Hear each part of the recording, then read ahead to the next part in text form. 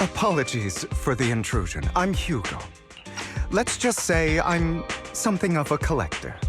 I've heard your video store is the most classy one in all of New Eridu, and I must say, it absolutely lives up to its reputation. The ambiance here is understated yet refined, elegant but still cozy. It's so soothing, like a steady beacon in the dark. I've also noticed some well-known individuals frequenting this place, including elite members from PubSec and HSO. Your achievements at such a young age truly impress me. Aw, thanks. I'm flattered. Yep, exactly what you said. Trust me, I'm being honest. I do find your store quite special. So, I guess the rumors about this place are true. Children of devils.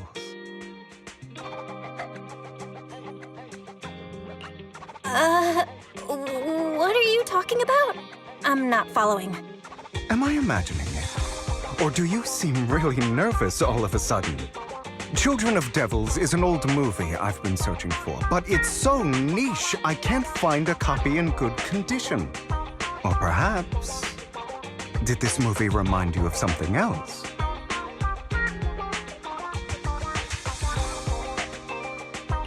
You're imagining it. I'm just surprised there's a movie we haven't heard of. No worries. Like I said, this movie is rather niche. Despite the word devil in the title, it's actually about vampires. I'm sure you already know. Vampires were a popular fictional concept back in the old civilization. Typically, they are pale-skinned, well-dressed, exuding a mysterious and dangerous aura. But beneath their immaculate facade lie lethal fangs for draining human blood.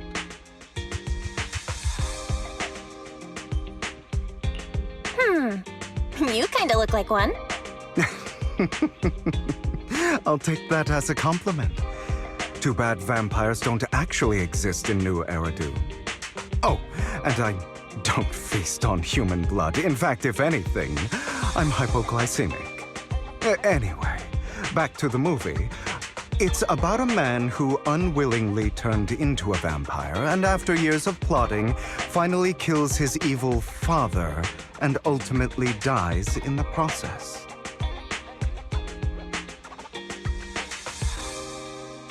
So, it's a tragic story. I actually think the ending is pretty good. At least he accomplished his goal, and death was just the price he was willing to pay. Well, it's a shame you don't have the videotape I'm looking for. I'll just grab a copy of every movie you currently have for rent. Huh? Oh, thank you so much for your patronage. That's really generous of you. Just think of it as my thanks for chatting about the movie with me. Your store is like a collector's gem in itself. Please, consider my payments here as an investment in a collector's prized find.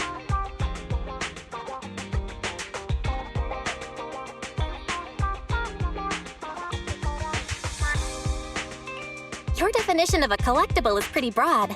Just as I'd expect of a collector. Because of my work, I happen to know some of New Eridu's upper echelon. Some even collect human organs. Just some rumors circling around. Hope I didn't spook you.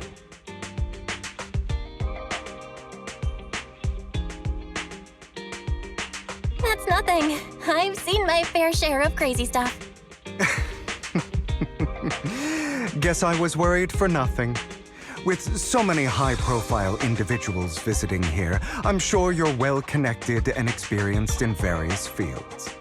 Speaking of which, there's a big industry auction coming up. They'll probably have lots of collectibles, maybe even rare videotapes not on the market. If you'd like to attend, just let me know. Oh, by the way, I saw a marketing event at Lumina Square. Looks like there's a raffle going on. Go check it out if you're interested. Maybe you'll stumble upon something exciting, especially at a place so close to the upper class. After all, there are always secrets hiding behind the light. Well, thanks for today. I'll take my leave for now. Until next time, my precious friends.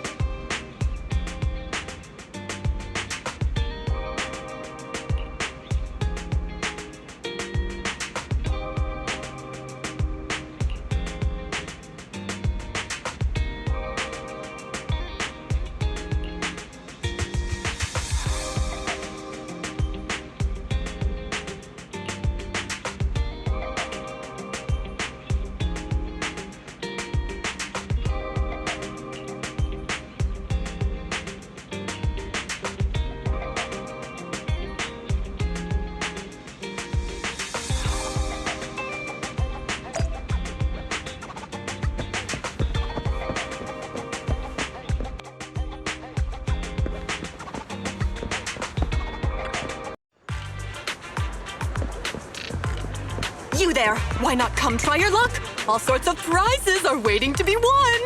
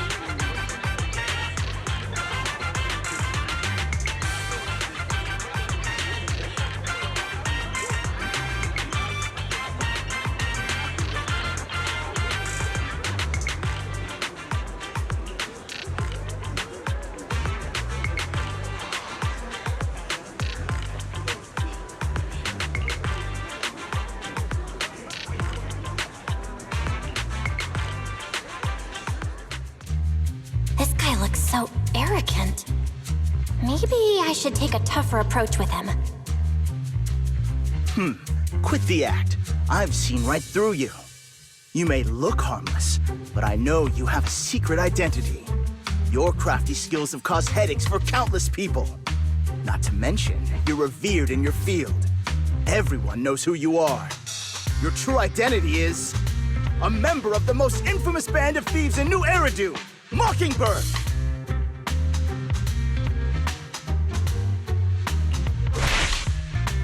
What do you know?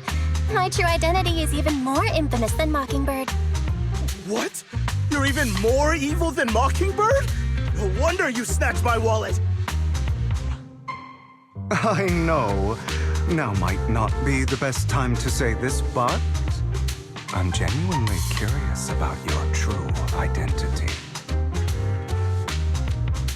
Forget it.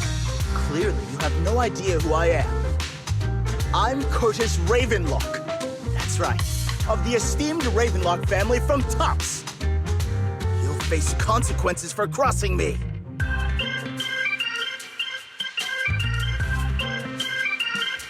You're an esteemed member of Tops. Why join a raffle with us plebs? Offense is the best defense. Seems like you've got that down. I'm only here because my family sponsored this event. I just joined the raffle for fun. It's not like I actually need the money. Anyway, you were the only one next to me when I lost my wallet. It has to be you. Just admit it.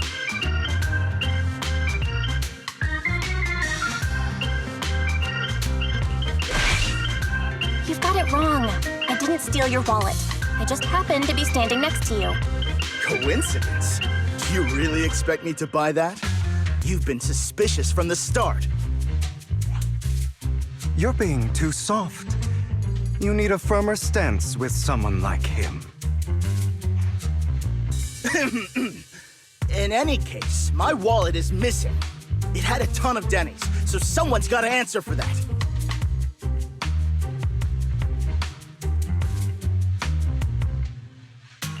No one's responsible for your wallet except you. Let's be real. You're just trying to shift the blame. You! No one's ever dared to speak to me like that before. Clearly, your accusation is baseless, Mr. Ravenlock. Your outfit, while elegant, shows unironed creases and noticeable signs of wear. You've likely worn it for a long time. Plus, the wet ink on your cuffs suggests that you rushed straight here from your workplace. Likely so you wouldn't miss today's raffle. All in all, it's clear you're not well off and quite careless. Chances are you lost your wallet yourself, and it probably didn't hold much cash. Is that why you jumped to accuse others? Hoping to leverage your family name to make a quick Denny? That's utter nonsense! Regardless, you owe this person an apology. Damn it! You'll regret this. Just you wait! I really hate it when innocent people are wrongfully accused. But it's all over now. I hope it didn't ruin your mood. Thank goodness you're here. Otherwise, that guy would have kept arguing forever. I didn't really do anything. You outsmarted him all on your own. It's a relief to see him get what he deserves. He should have known what would happen the moment he falsely accused you. People like that should have a taste of their own medicine. That sounds fair to me. Unfortunately, we don't usually see such fairness in our world, do we? That's why sometimes I don't mind resorting to unconventional methods to right the wrongs. You seem to be implying something. Don't tell me. A good movie never spoils its ending. But feel free to speculate. Anyway, It was nice running into you. Please, accept this raffle ticket to mark the occasion. May it keep you away from shady people and situations and bring you good fortune.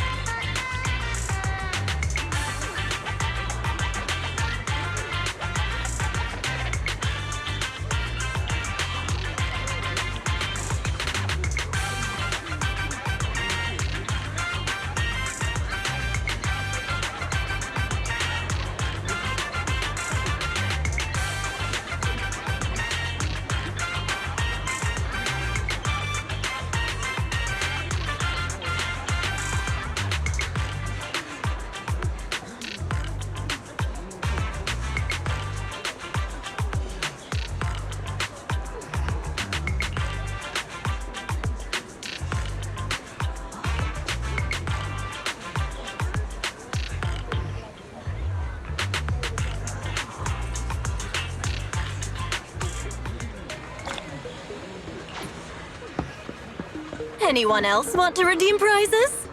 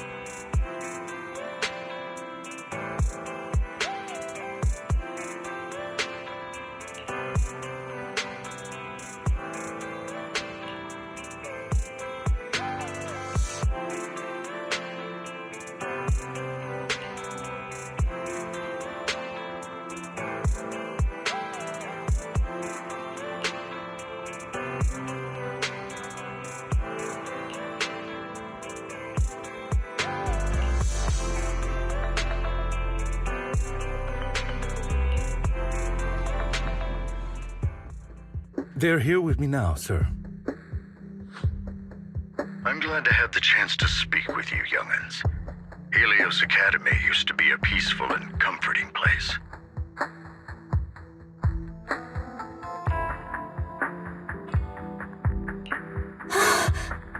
I know you still can't fully trust me, and I understand that completely. But please do know that I mean you no harm. Your teacher, Carol, and I, we used to be friends. She was a kind person. I was truly sorry to learn that she was the one held responsible for the fall of the old capital.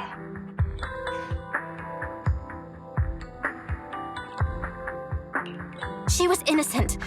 There has to be more to the story. I hope so too. It's just that the fall of the old capital still weighs heavily on us all. But I believe you just got caught up in all of this. I'm sorry for what you've been through over the years. It must be tough.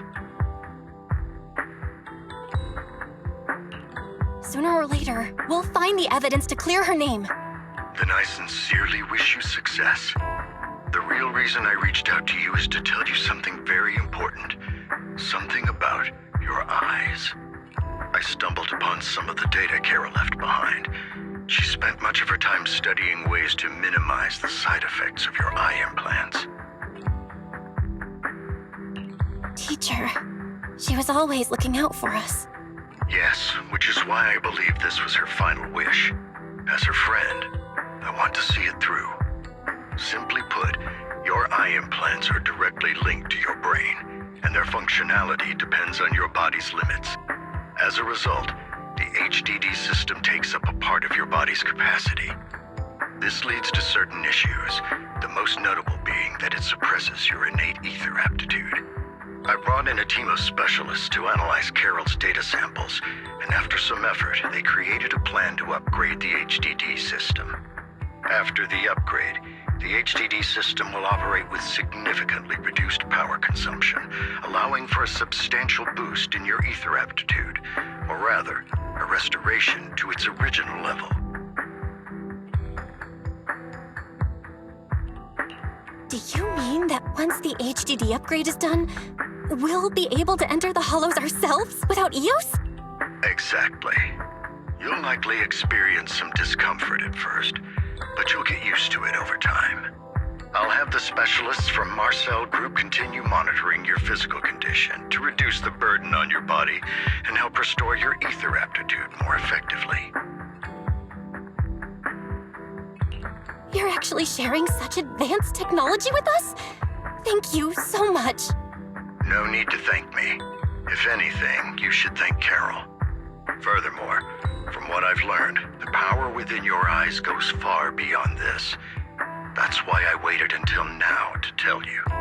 Perhaps the power within you could affect all of New Eridu. But you must understand, power is a double-edged sword.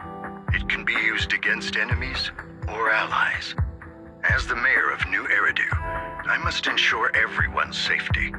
So I hope you'll forgive my caution. I've been observing you for some time. That said, I'm confident to say that everyone at Victoria Housekeeping speaks highly of you. Miss Bell and Mr. Wise are both kind and honorable individuals. I believe they'll use their power for the right cause. Yeah, they're both good people.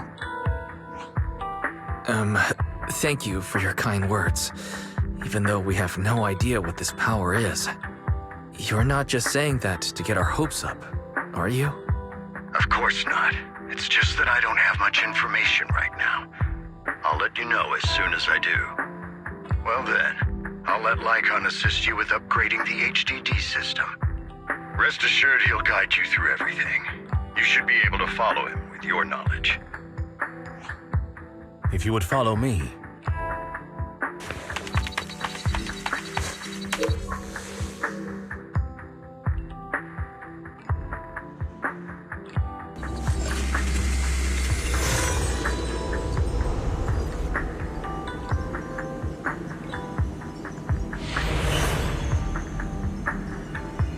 How are you feeling now? All good, I think. feeling a bit off. Your body is adjusting. Give it time to adapt to the changes. As a precaution, hold off on entering the hollows until you feel better. I see. In that case, I'll sit back and help Belle for now then. It's quite impressive one of you adapted so quickly. Your ether aptitude is now on par with most hollow investigators, meaning you're ready to explore regular hollows. But you must be careful at first.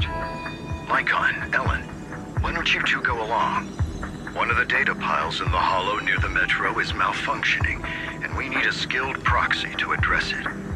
I'll assign this task to you.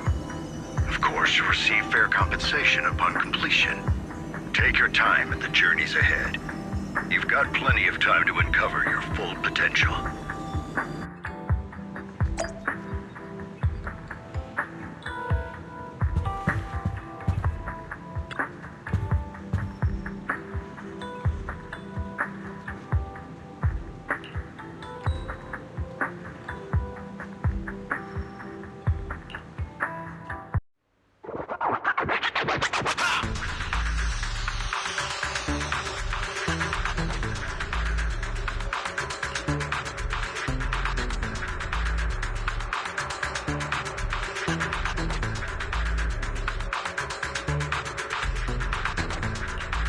Master Proxy, the data pile that the mayor mentioned is in this direction.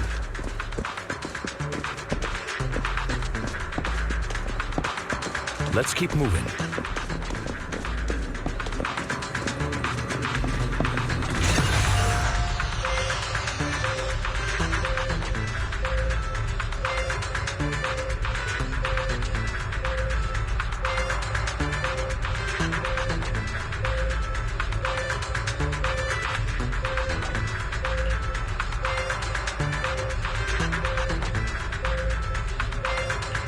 The data pile that the mayor mentioned is near that garage ahead.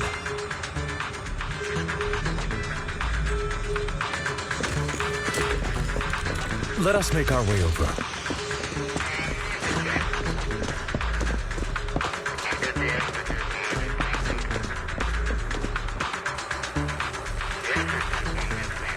What a pain. There's nowhere else to go. We'll have to move the train.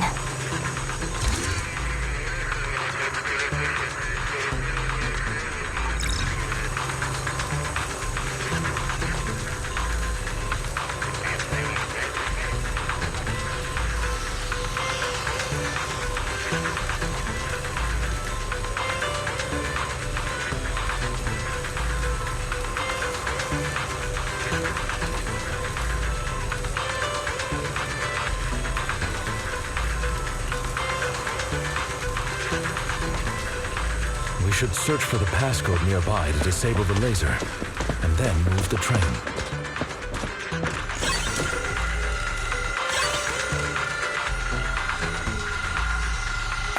I get it now. We should be able to enter the passcode now.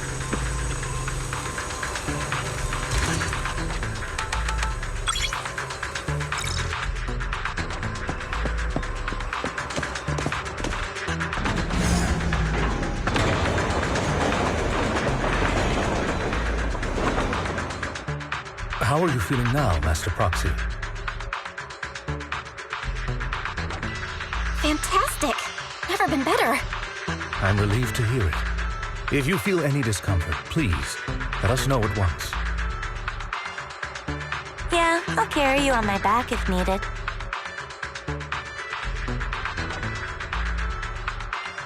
Really? I want you to carry me right now. Let's finish the task first, Master Proxy. You've always had a sharp mind, and now you've got the muscles to match. Thanks for the compliment? No, I was just thinking, when will you pick up some fighting skills? If you can fight, you could handle things in the hollow all on your own. That'd be pretty neat.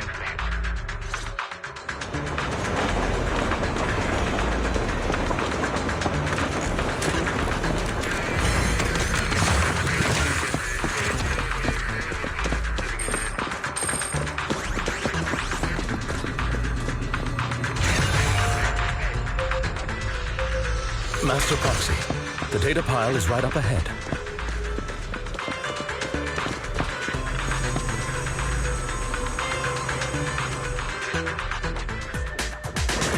Worry not, Master Proxy. We'll ensure your safety.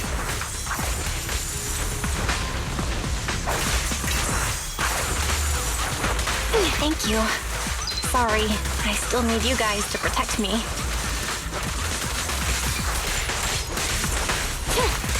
Looks like I gotta buck up a little.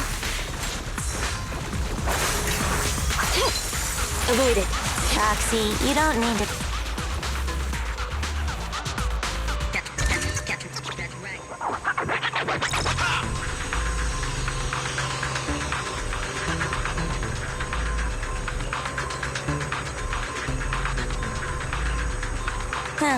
It's another passcode. We should be able to find the passcode nearby. Let's keep an eye out for it.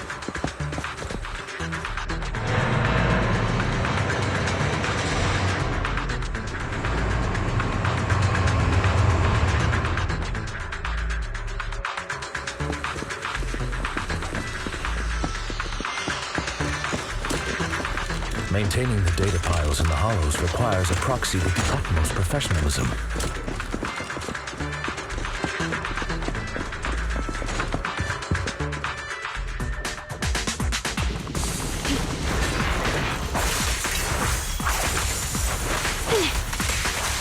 Get back!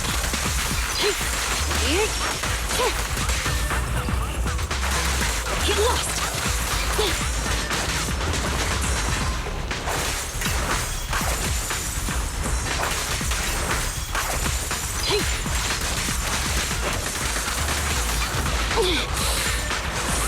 Take this.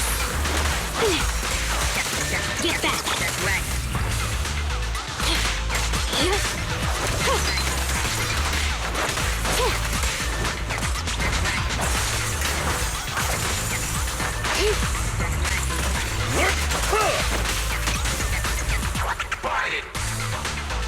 Master Proxy, let's take a look around this area. We might be able to find clues regarding the passcode.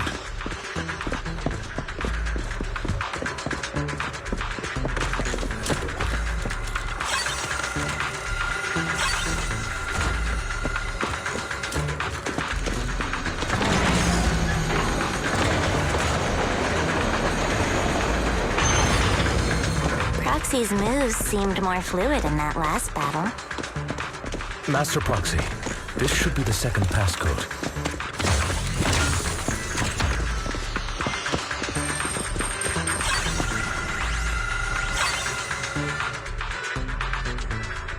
Master Proxy, we've been in the Hollow for quite some time. How are you feeling?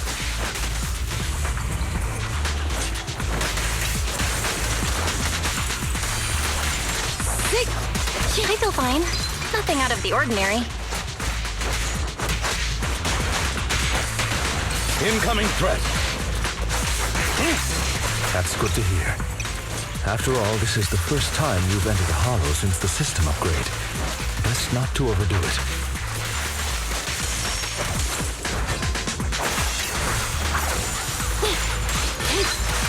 Take this. Get back.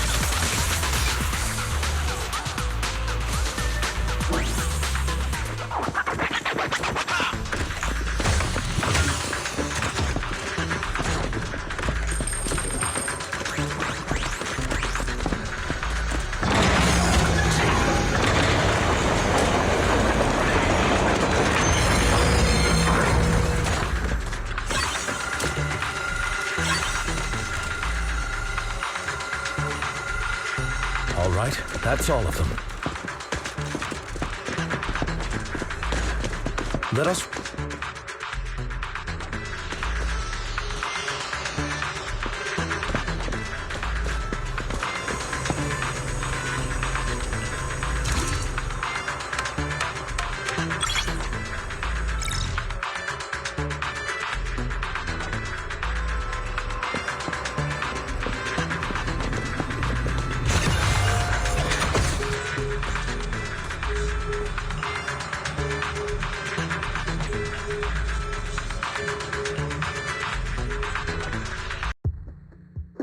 The mission was a success, sir. Master Phaethon's performance was outstanding. Excellent. You truly are exceptional. I'll be frank. I contacted you because I need your expertise for an important task. I'd like you to participate in an auction and help me secure an item up for bid. Hold on. Is it the same auction I heard about? The one with all the high-profile attendees? Yes, that's the one. I knew asking you was the right choice. Since you're aware of it, I'll get straight to the point. It's related to the sacrifice you encountered.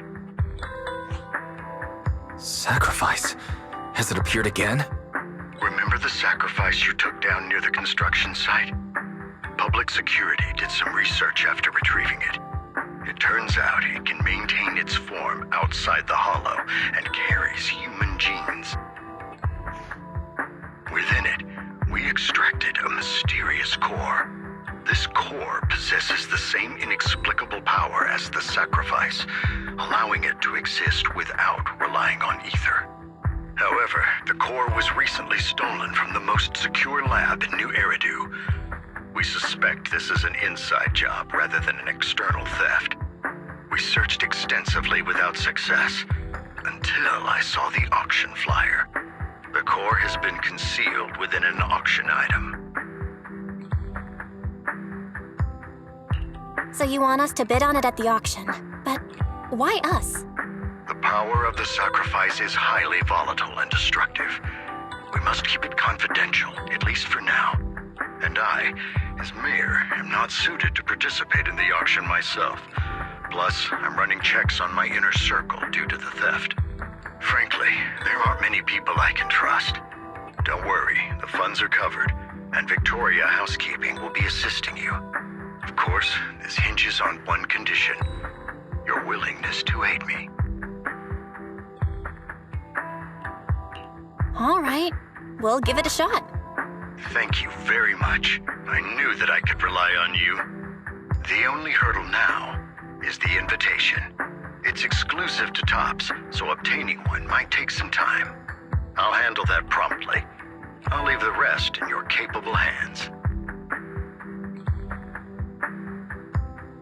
You seem a bit puzzled, Master Proxy. The relationship between the mayor and Tops seems rather delicate. You're quite perceptive. As you know, the roots of New Eridu's governance lie with the Mayflowers, while Tops is a conglomerate of companies. Power and profit often lay the foundation for conflicts, which is why securing invitations could be tricky for us. Things would be much easier if Tops weren't so involved. But worry not, Master Proxy. It may take some time, but we will overcome these obstacles. Now, if you've no further need of me, I'll take my leave. Have a good day.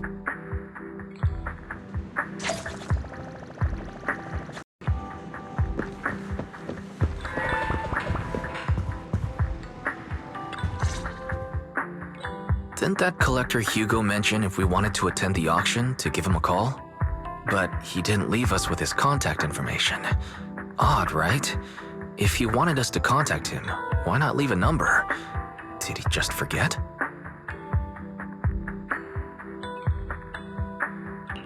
Maybe he left a puzzle for us to solve, like in the movies. You've been watching too many movies, Belle. We need to separate fiction from reality. Come to think of it, Hugo did leave us a raffle ticket, and said something weird. He said something cringy like, "There are always secrets hiding behind the light." Wait, don't tell me.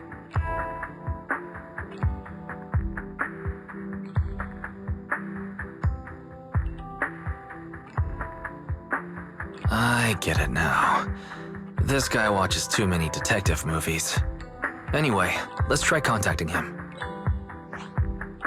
Aha, it's you, the manager of my favorite video store. Glad you've cracked my little puzzle. I've been waiting for you to contact me. I was worried I might have left a bad impression.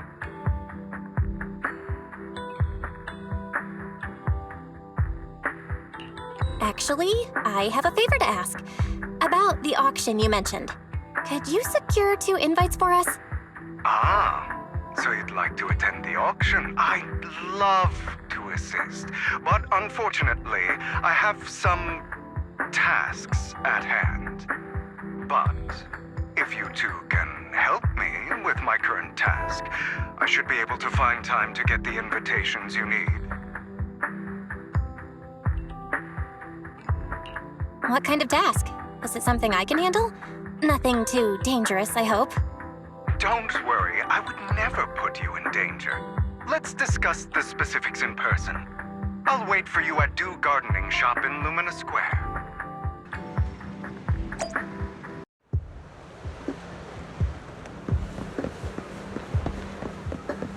You've arrived, my friend. Punctual as always.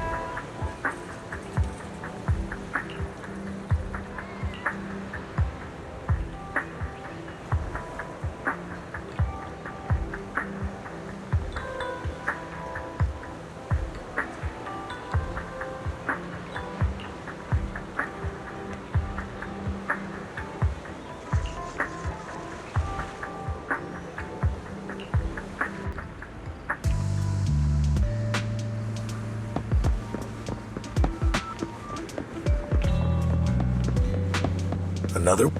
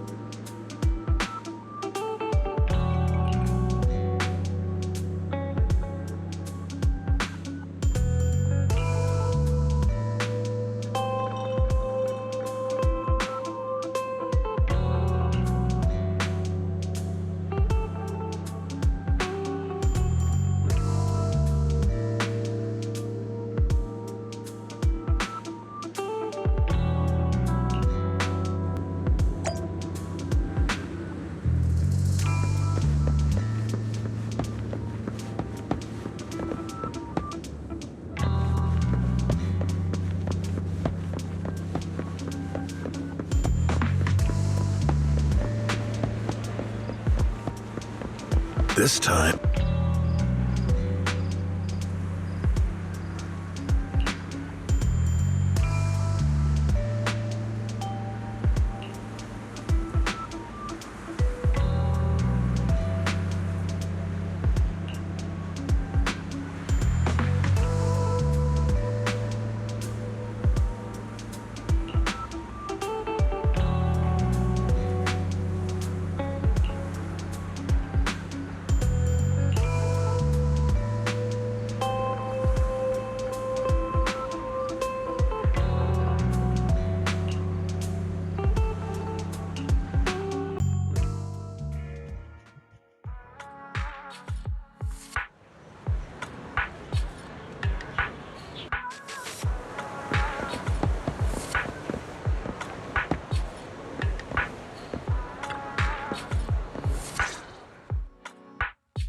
Good day, manager. Wonderful to see you again. You're as sophisticated and charming as always. About our previous discussion, I assume you've made some progress? I see. Looks like it's more complicated than I thought. I appreciate your help. Here are the promised invitations for you. One was mine, but I won't be able to attend as I'll be occupied that day. I had to pull a few strings to secure these invitations, so please, don't mention where they came from. Otherwise, someone might come hunt me down.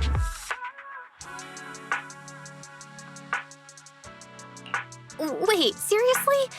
Is the auction really that dangerous? Well, when you dance with sharks, you can't avoid risk. But I have faith in you, dear manager. I'm entrusting you with my life. Don't worry, my lips are sealed. And so are my brothers. I've been meaning to say, you're so close with your sibling. I'm kind of jealous. What's your view on family ties, manager? It's a bond you have to maintain carefully. Even as family, we might not fully know each other. For example, someone who was like a mother to us loved us deeply, but also kept many things from us. Mother. Huh. For me, that word only brings fear, pain, and hatred. I once had a half-sister. Different mothers. Had? Did you two fall out of touch because of an argument or something? No, we never argued. I would like to try, but it's too late. She's been gone so long. I can barely remember her face. I'm sorry. I didn't realize it was a sensitive topic. My condolences. It's okay. I brought it up first, and it was ages ago. Anyway, back to what we were saying. It's highly likely that Hartman will be at the auction as well. As you know, while he's the rightful heir to the Ravenlock family, he keeps many secrets. Should you cross paths with him in the future, be cautious. He's sitting up on his high horse looking down on everyone else, and he'll do whatever it takes to get more power. I hope these upper-class people eventually face the punishment they deserve. Too bad the scales of fate lean one way or another, unless someone steps in to tip them back. I digress. That's all for today. I have some errands to attend to, so I'll take my leave. Have fun at the auction.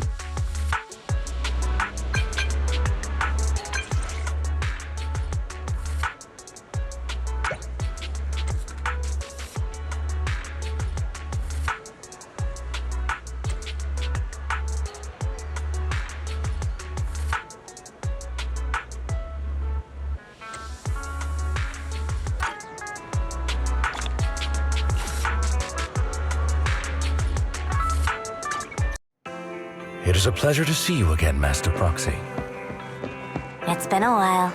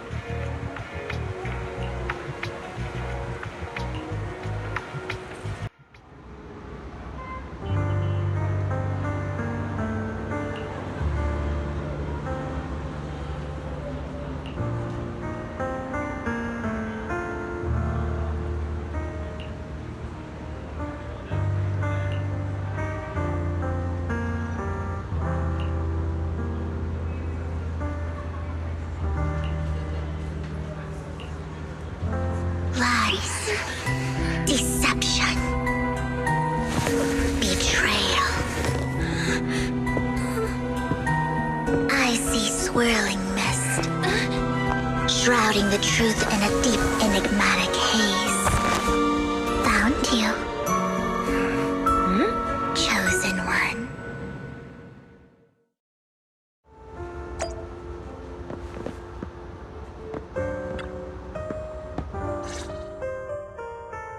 You are exactly as I thought you'd be. Chosen one? What's that? Sounds like something from a tacky novel that was popular a decade ago. Words can only convey so much, so it's understandable if what I say doesn't make sense to you now. But you'll know what I mean soon enough.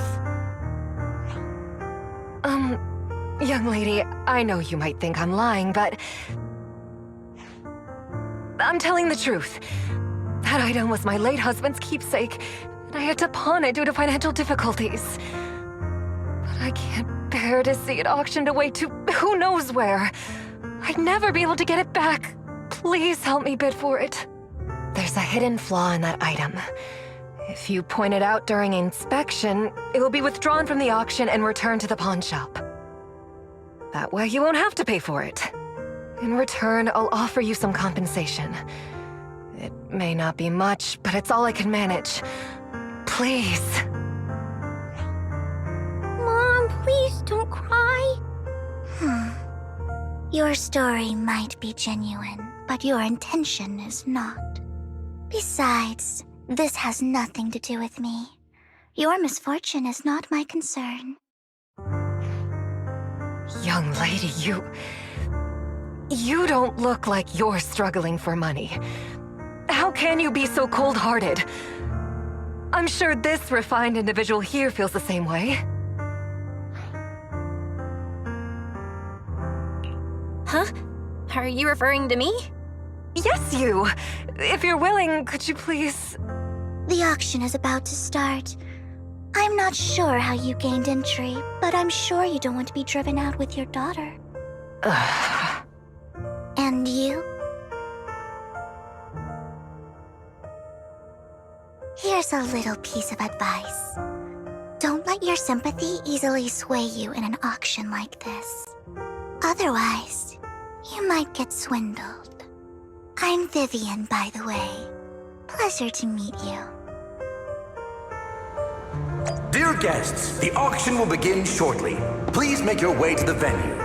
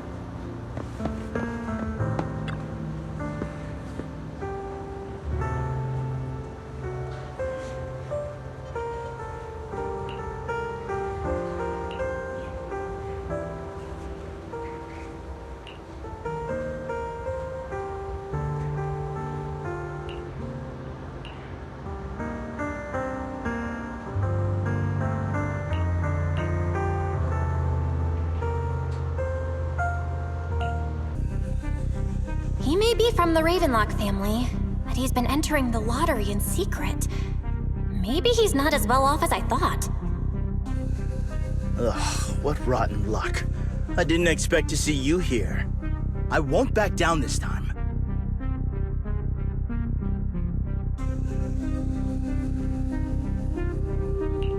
Well then, let's double our bid. A commoner would never bid so high. Damn it. A strong move, setting the tone right from the start. You should just give up already. I'm dead set on getting this item.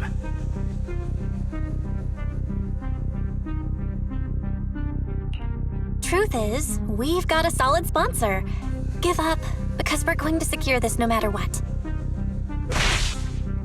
So that's how you were able to join the auction?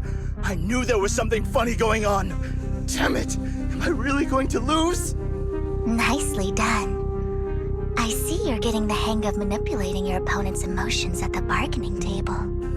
Okay. Let's not rush into inflating the price. Seems like it's just the two of us interested in the item. Why don't we discuss this in private first?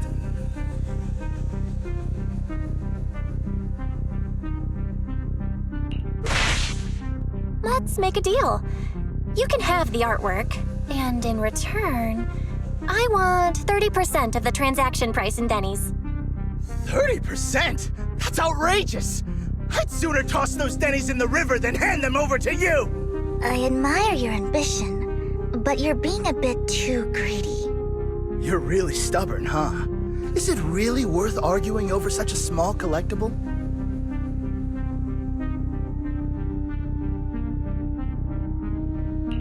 The current price seems a bit too high.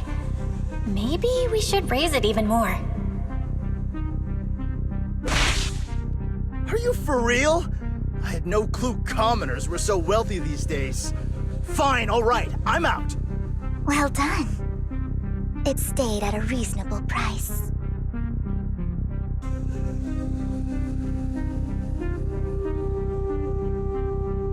Regardless, congratulations on your winning bid.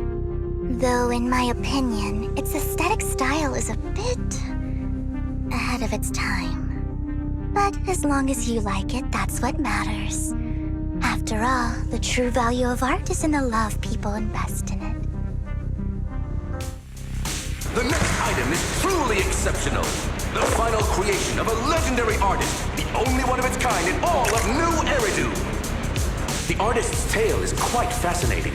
Unrecognized during his lifetime, his works were discovered by art collectors after his death and became hugely popular. Because of this, authentic works are few and far between, making each one incredibly precious. And this stunning final piece, anyone who loves his work won't want to miss it. Without further ado, let's get started! Starting bid, 200 million Denny's! If I can get it for under 500 million, I can still turn a profit. 300 million! I'm mistaken. Wise, isn't that the item the woman asked Vivian to bid on? Yeah, that's the one. If our budget allows, perhaps we should. 1 billion. Even if his final piece is a collectible of this quality, starting at $1 million right off the bat. Since she doesn't have to earn her own money, any bid is just a number to her. Was that Vivian? Wow, she just said, "Don't let your sympathy sway you," then went ahead and bid anyways. Yeah, but she can literally afford not to take her own advice. Ooh, this elegantly dressed lady certainly has refined taste and deep pockets. So, is anyone ready to challenge this young lady? Invest in the legacy of a talented artist who left us too soon. Its value could double in the future. I'd advise against it. I'm going to bid on this no matter the price tonight. This young lady is certainly very confident. Our time is almost up at $1 billion. Going once, going twice, going 3 times. Sold for $1 billion. All right, ladies and gentlemen, that concludes the first half of the auction. Please feel free to unwind in the lounge for a bit, as more treasures await in the second half.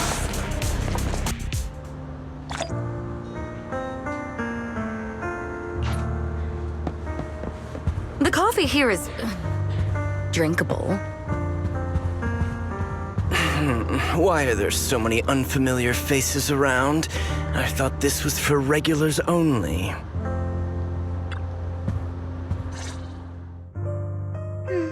You have a strange look on your face. Despite her ruthless exterior, she's actually quite kind-hearted. Though you wouldn't dare think that, would you? How did you know? Looks like I hit the mark. Just to clarify, I didn't assist that woman out of kindness, nor do I plan on giving up the item I just purchased, because it's nothing more than a common scam. A scam? So you're saying that woman is a con artist? They'll tell you a tragic story, begging you to help bid on a collectible at a high price. They promise a reward and guarantee the item will be withdrawn from the auction, so you think you won't have to pay anything. But the reality is, once you bid, the deal is done. No going back, and you end up shelling out a hefty sum for something worthless. So, why did you still bid on the item? I really enjoyed the story of that legendary artist. Art, at its essence, sells stories, doesn't it? I'm willing to pay the price for the stories I choose. That's another lie. Looks like you believed me.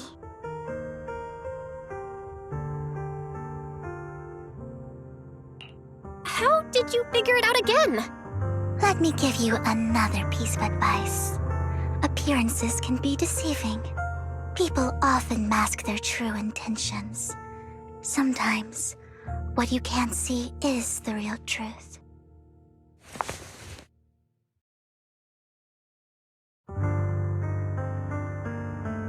I hope next time you'll accept my invitation, and not that of these pretenders.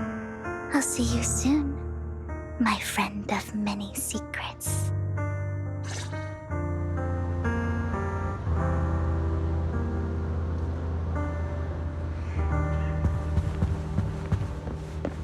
The second half of the auction is about to begin. Please make your way to the venue.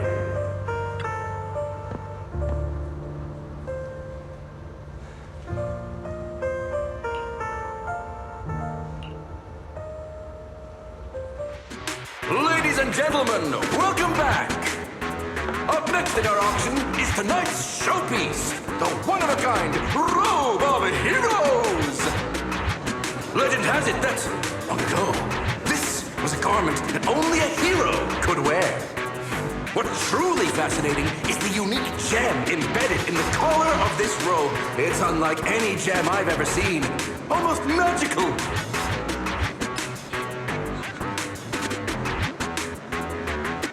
Wise, that gem's probably what we're looking for. Such an important item, yet it's just there on a piece of clothing, completely unprotected.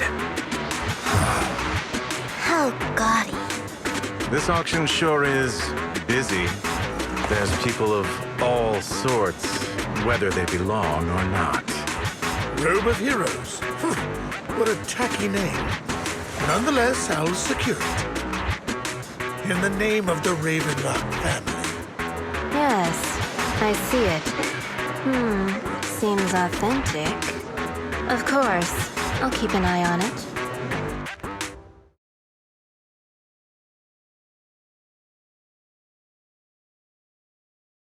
I didn't expect this to drag on so long. I believe there is no meaning in continuing this senseless bidding war.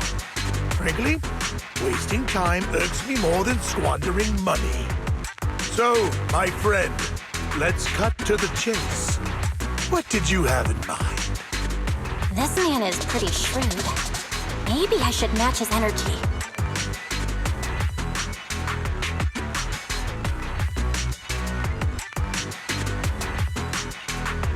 A better question should be, what can you offer me?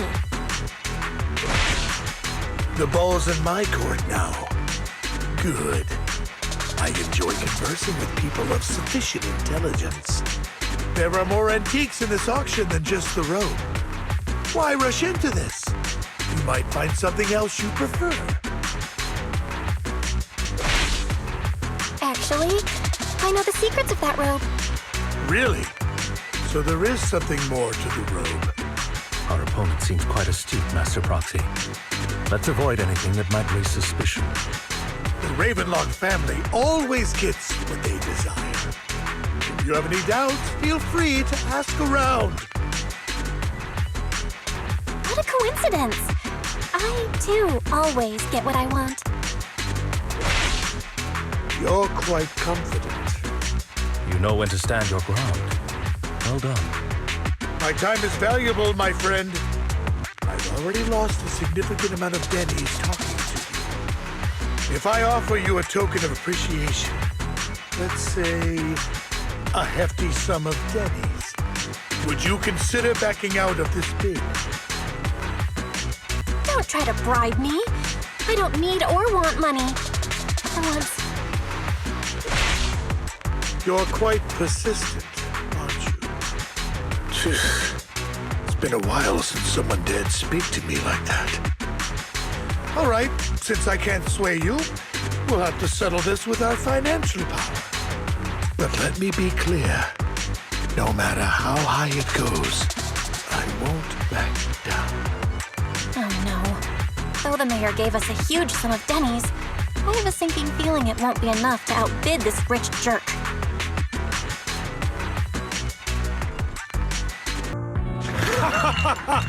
Thank you, everyone. It appears I'm the final winner of this auction after all. Well, I'll be taking this masterpiece with me. Of course. I must extend my sincere gratitude to all of you. Damn it, we almost won!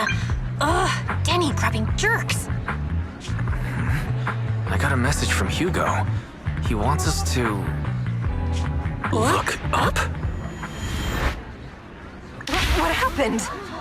Why'd the lights go out?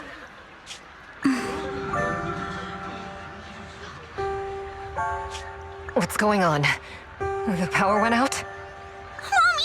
Mommy, I'm scared. Ladies and gentlemen, welcome to tonight's auction. My apologies for the long and dreary opening. Losers always have a lot to say. That guy looks familiar. Is that... What are you all standing around for? Someone deal with this intruder! How uncouth. I'm simply here to reclaim what's rightfully mine. You! When did you? Well then, tonight's show is coming to an end. I wish you all a lovely evening. Yours truly, Mockingbird. After him! Catch that thief or forget about getting paid tonight! I can't believe he's here. And his target happens to be that core, too.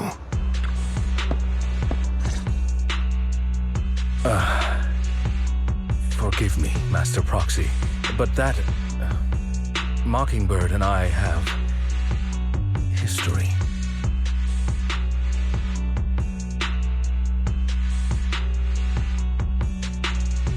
He might find it surprising, but I know him too.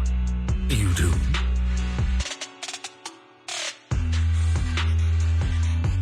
I see.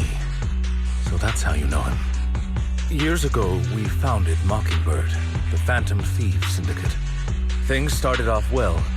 We were young, with naive ideals and lofty goals, and we pursued what we thought was right.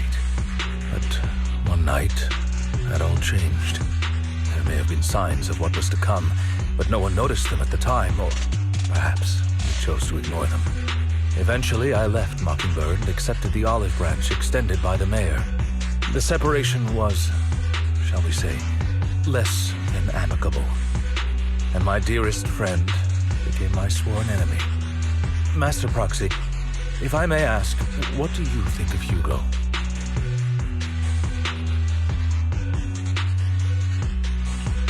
he helped us before, and he seems pretty nice, I can't help but feel something's off. He's a part of Mockingbird after all. Mockingbird has changed from how we envisioned it. And Hugo, too, No, it's nothing. In any case, he is very dangerous. I'm still unsure of his intentions, but we cannot risk letting him have the sacrifice core. Based on my past experiences, I can likely predict the route he'll take to evade his pursuers and escape. However, this path lies within the Hollow. Master Proxy, can you...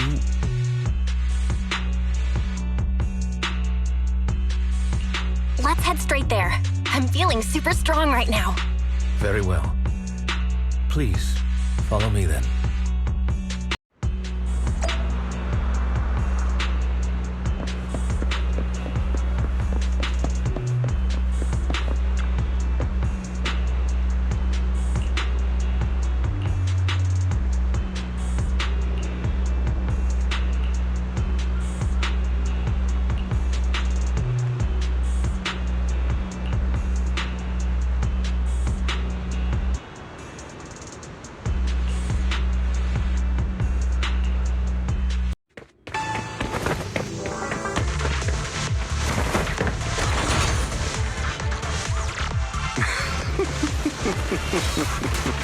As I thought, Hugo really is here.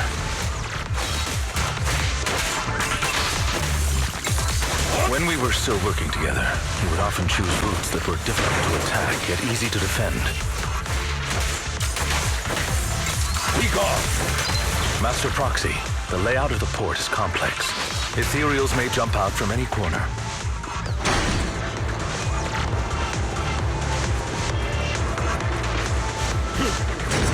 Extra careful. There are so many ethereals, but they don't seem to faze him at all.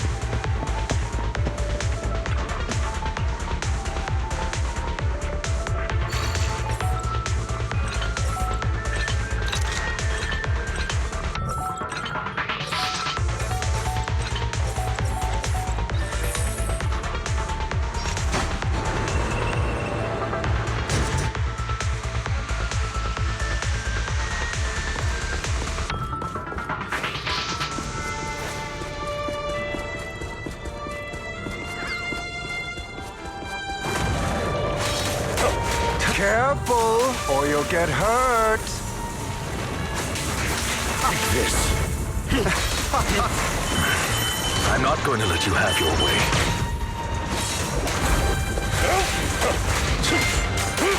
Master Proxy, that's one of Hugo's weapons. Make sure to avoid it. Time to hunt. Be gone! It may look like a coin, but it's actually a dart. He's extremely familiar with this place. Master Proxy, dragging this out will only be to our disadvantage. Let's proceed through here post-haste. Be gone! Clear up!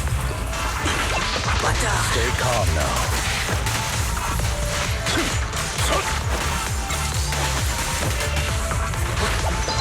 Stand still.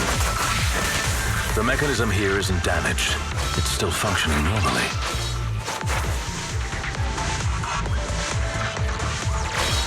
Something's not right. It feels too easy, almost as if he let us through on purpose.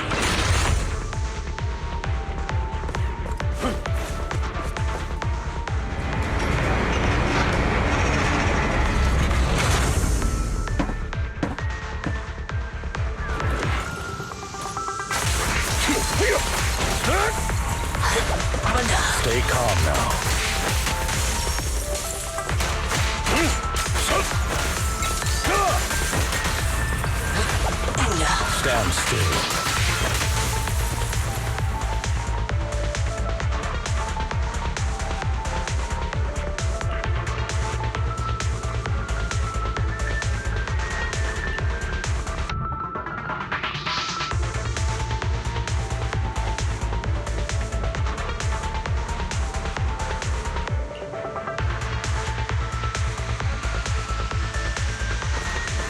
This must be the right way. Not to worry, Master Proxy. We'll be able to catch up to him soon.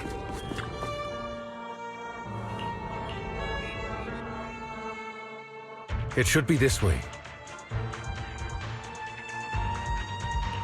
Are they from the auction? No, they shouldn't be able to track Hugo here. They're likely just Hollow Raiders. Back then, Hugo would typically retreat into a hollow after securing the goods. And as his partner, I'd be responsible for leading the pursuers astray.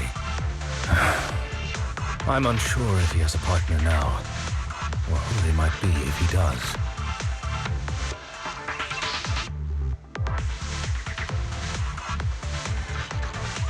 Well, Phantom Thieves usually have partners, right? He must have recruited a new one. True. That could make things trickier, as he may have passed the court his partner. Regardless, Master Proxy, let's steer clear of those Hollow Raiders for now. Although I'm confident in my ability to defeat them, the clash here might delay us and jeopardize your safety. Our main focus now is locating Hugo and retrieving the gem.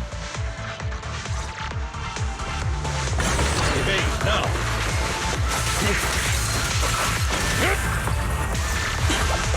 Stay calm now.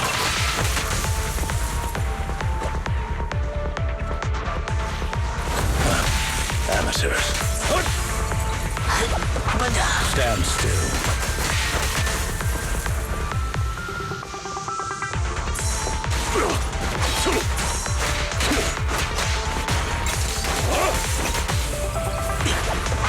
Stay calm now. He should be nearby.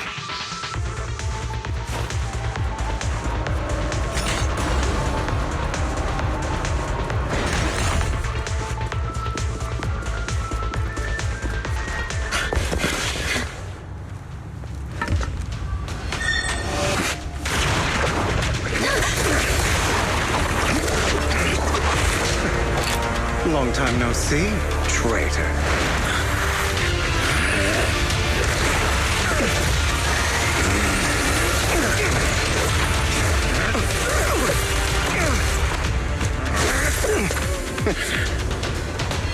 It was you who broke the oath, not me.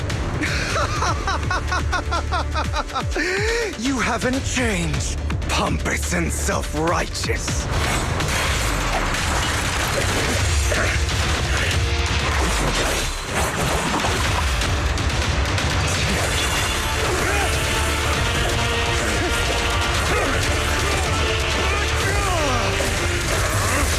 Beyond reason!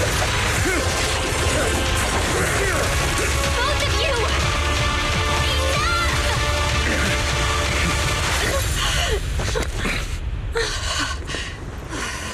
Master Proxy.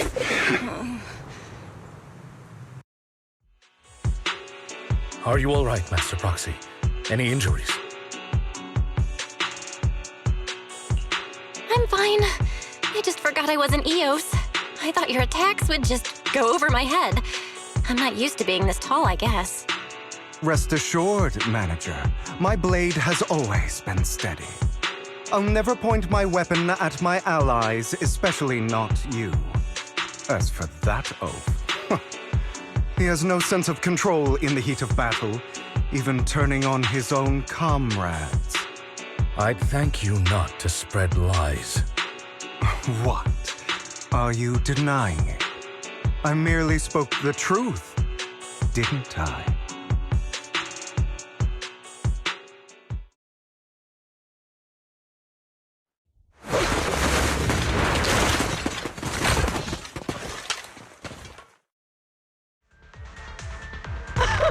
Thought we were in for a tough day, but it seems we struck gold in the end. If you value your lives, you better hand over all your etheric resources and any other valuables you've got. I have no conflict with you, gentlemen. I'm here for personal reasons, not to mine ether resources. Cut the crap. It's been a rough day, and we need something to make it right. Whatever your business is, pay your dough or bite the dust. Pay our dough. This is the Hollow.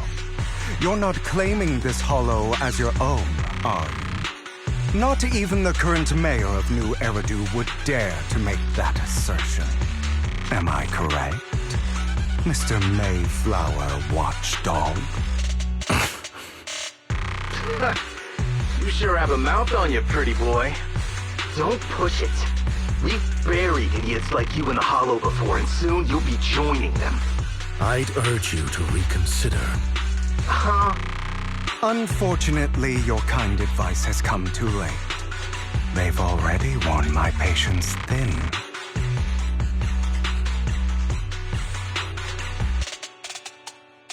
Help me! Scared? Then perhaps you should think twice before you act. You've made your bed. Now lie in it. Sorry! I'm so sorry! Please have mercy! Spare us! We won't do it again! Are you quite done blowing off steam? Don't kill them. I'll hand them over to public security once we're out of... Who do you think you are to tell me what to do? They weren't planning to show you any mercy, yet you forgive them so easily. You haven't changed at all over the years, Lycon. To hell with you and your foolish fantasies of being some almighty savior. Haven't you learned your lesson from what happened with your eye and legs? My principles remain unshaken. No one has the right to take another's life. Sinners deserve punishment. Do you know how many lives they've taken? I'm merely delivering the justice the world needs. It is not our place to pass judgment. I know I will not sway you. There's no point in continuing this argument. I will stop you. I always will. Go ahead and try. I will defeat you. I always will. Be prepared to kneel before me, traitor. You talk too much.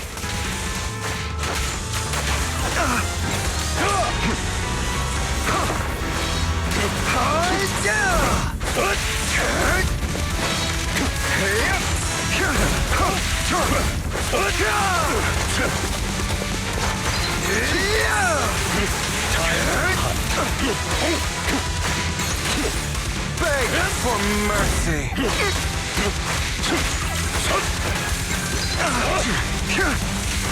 Take this. Proxy, I'd advise against trusting anyone from the Mayflower family. Or their dog. Out of my way. I'll eliminate any obstacle. Really? Do you two have to do this now?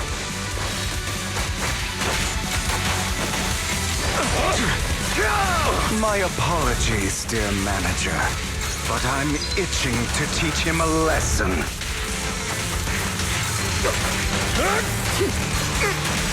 Shut up. Stand still.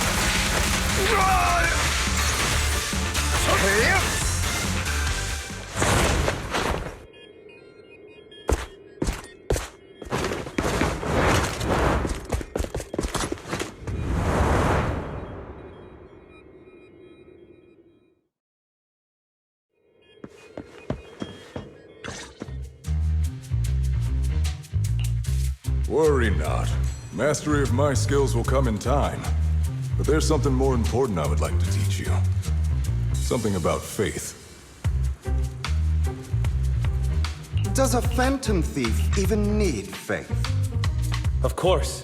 What else would we fight for? for wealth, fame, and power to stand at the top so nothing and no one can imprison us.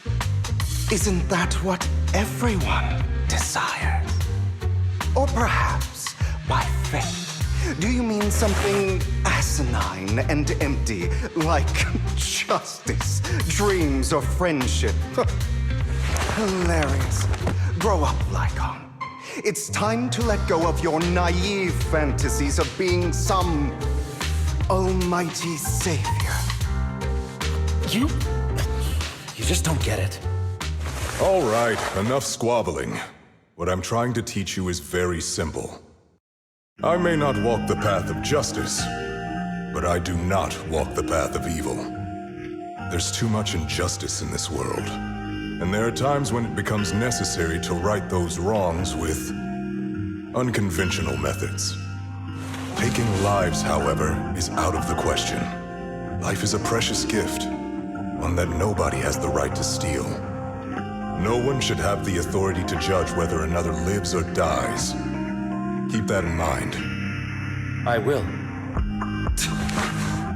You don't seem convinced, Hugo. As you mentioned, this world is unjust. That's why we must strive to bring fairness to this world. Those who cause harm should face consequences, just as those who take lives should. But not all lives hold the same value. Sometimes, you may need to eliminate one if it means saving more. You're too proud. Your pride may lead you astray. I have my own path and beliefs, Jack. I'll determine for myself what's fair and unfair. Hey, watch your mouth. If it weren't for Jack, you'd be dead already. You're a smart kid, Hugo. Skilled too. You could easily take the life of a sinner. However, what if one day you found out you were wrong? What if that so-called sinner were innocent? Could you bring them back to life? I wouldn't make that mistake. To err is human. Everyone is bound to make mistakes. It's good you are open with your thoughts. I just don't want your troubled past to weigh you down. Because your hatred doesn't define you. It only eats away at you.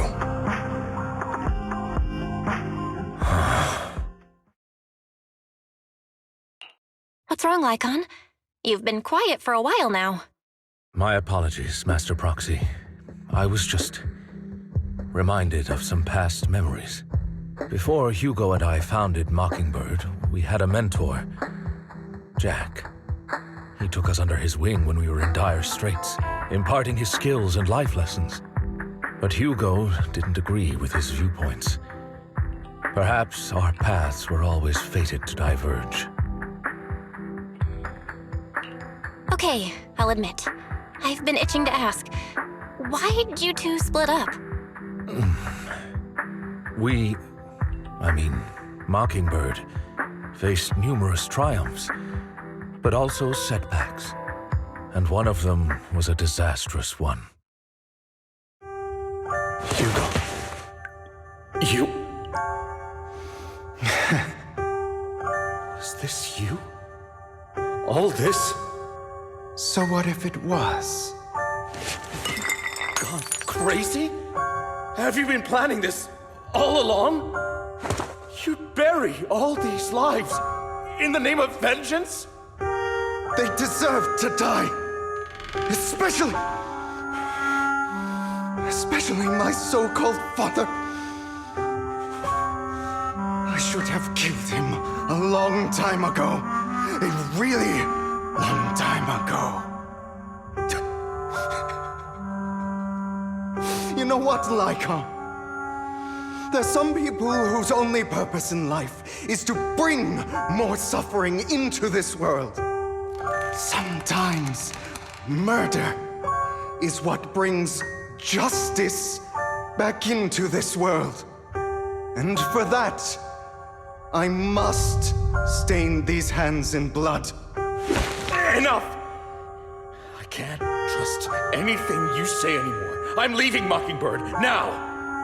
Where are you going? Anywhere. Someone from the Mayflowers got in touch with me before. Are you mad? You know what those hypocrites in city administration are like. They're no different from tops. We fought them together all this time, and now you're leaving to serve as their lapdog. Are you going to turn your back on Mockingbird? Turn your back on me? The mayor is different from the others. But it doesn't matter. I'm not going to even try convincing you. As your friend, I'll give you one last piece of advice. Please, stop here. Otherwise, the day will come where your hatred and ambition will consume you.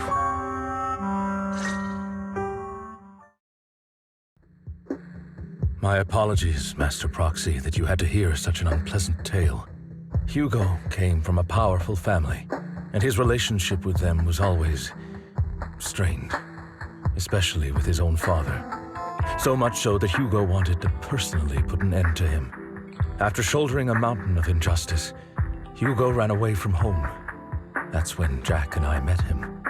And that setback that Mockingbird suffered turned out to be intimately connected to his family. I had thought it was just a normal mission, when in fact he was plotting revenge. He took advantage of me and everyone else there. I do not mean to pass judgment on him and his decision, but I refuse to accept a partner who is willing to trample over other people's lives for their own desires. Perhaps his family left a mark on him that continues to influence him to this day. In any case, Hugo still has the sacrifice core. We should contact the mayor to plan our next moves. A pleasure to speak with you again. Lycon has already filled me in on Mockingbird stealing the sacrifice core. I'll deal with it. Anything else we can do to help? I mean, we didn't manage to complete our mission. No. You've done well. It's just not appropriate for you to get involved in what's to come.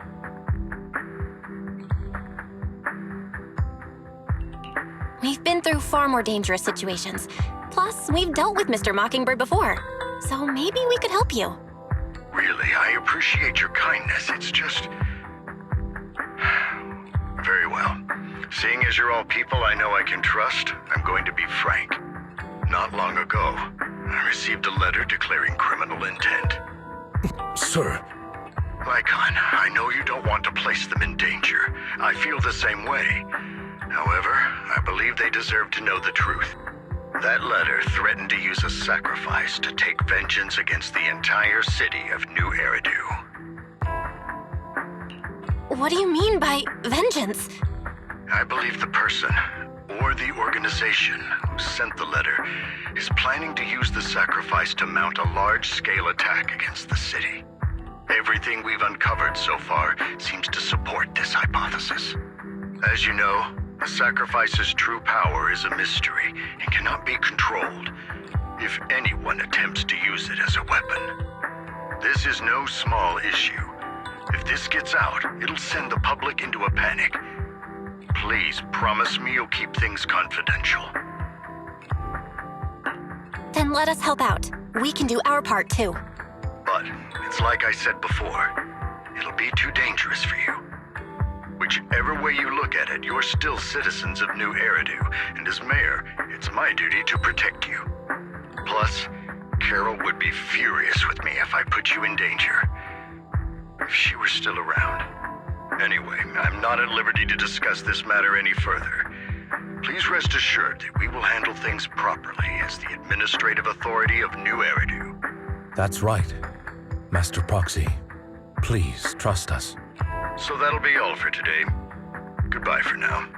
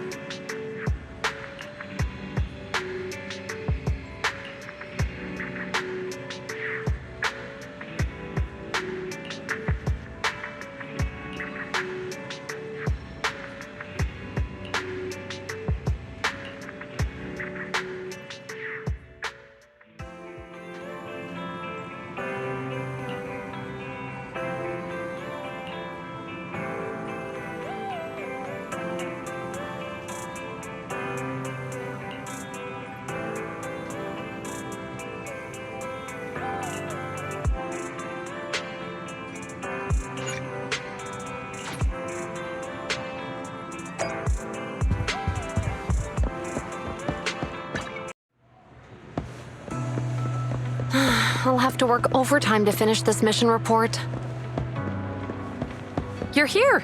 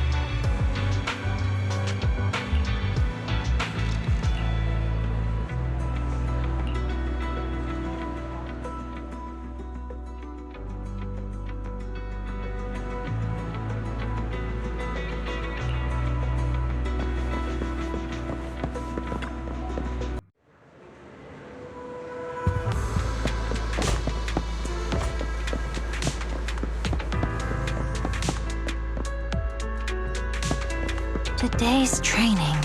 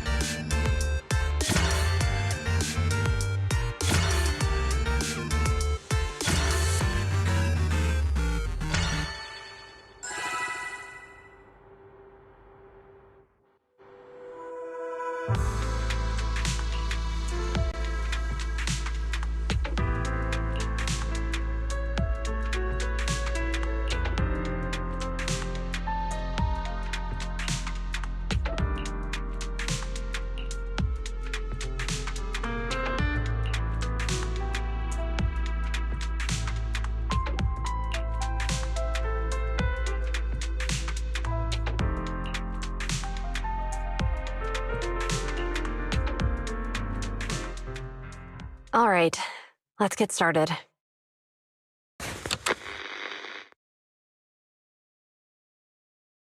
I'm probably not getting out of this hollow, but at least this tape recorder still works. Let's say these are my last words.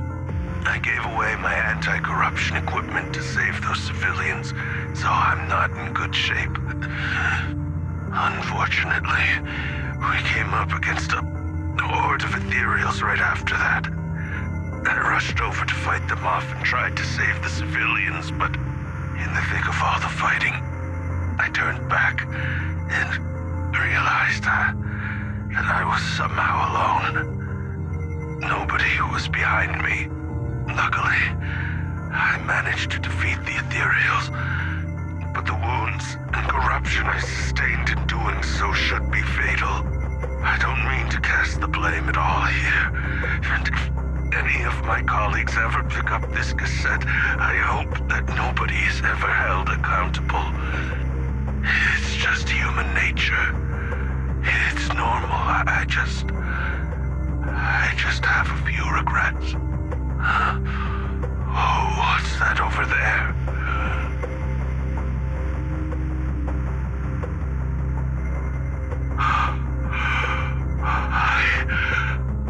I've seen a miracle. Yes, that thing is right. So long as humanity is in constant conflict against the Hollows, we'll never be able to grasp true power. Only by embracing everything.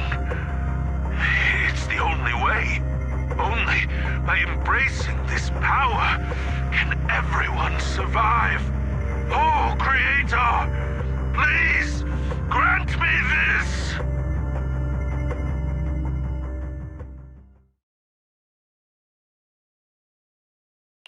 Are you okay, Jiyuan? Don't be so sad. Thanks. I'm okay. It's just, even though we had our suspicions, now that everything is out in the open, I can't help but feel a little... Well, at least now I know the reason why he changed. What did Bringer see during the recording? Whatever it was, he called it a miracle. I saw the mission report from that incident. Bringer emerged from the Hollow unscathed, completely free from injury or corruption. Plus, I remember him rescuing a few civilians and walking out of the Hollow together with them. But if that's the case, then it's at odds with the audio we heard. Which one is the true version of events? It's possible that both are true. Like if Bringer actually met a real god that completely healed his body and helped him save the others. And that's why his mood changed so much. Why he started believing the Exaltists. Because he witnessed a miracle. That sounds like a reasonable speculation at this point. But it still exceeds the limits of what we know. In any case, it's a clue that ultimately points to the Exaltists. I'll keep pulling this thread and see where it leads.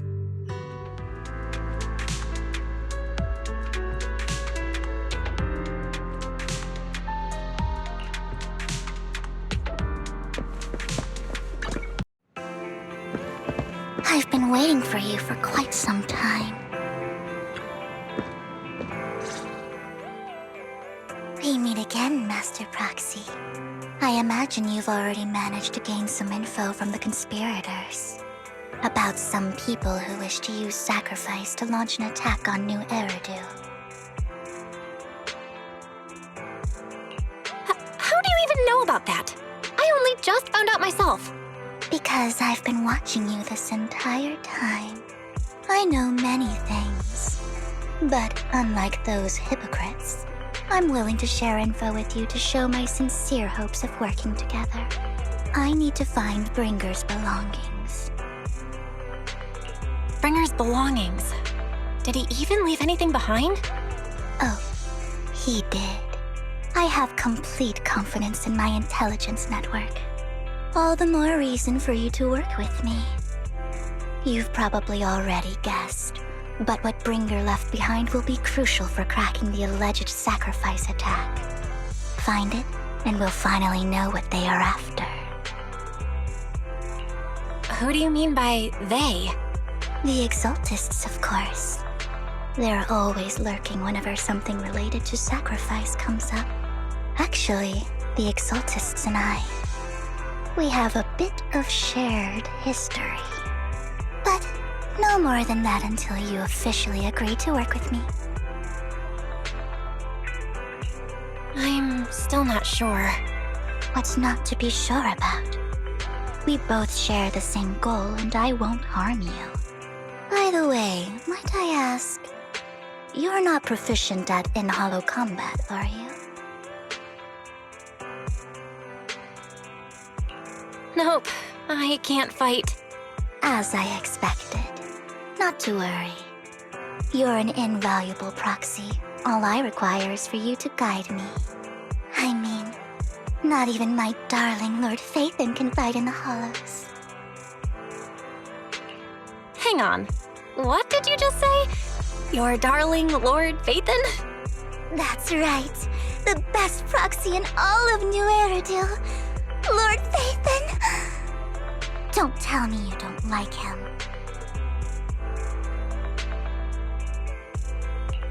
It's not that I don't like him. It's just, it's a little complicated. Well, if it's not that you don't like him, then that means you do like him, right? And I know exactly how you feel. My love for Lord Phaethon is really complicated too. Great, you're a fan of Lord Phaethon too. But that makes sense.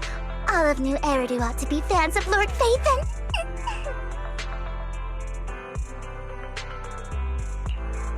Fine, you're right. I'm actually a fan of Lord Phaethon. Then we're fellow fans! Wonderful. I feel so much closer to you now.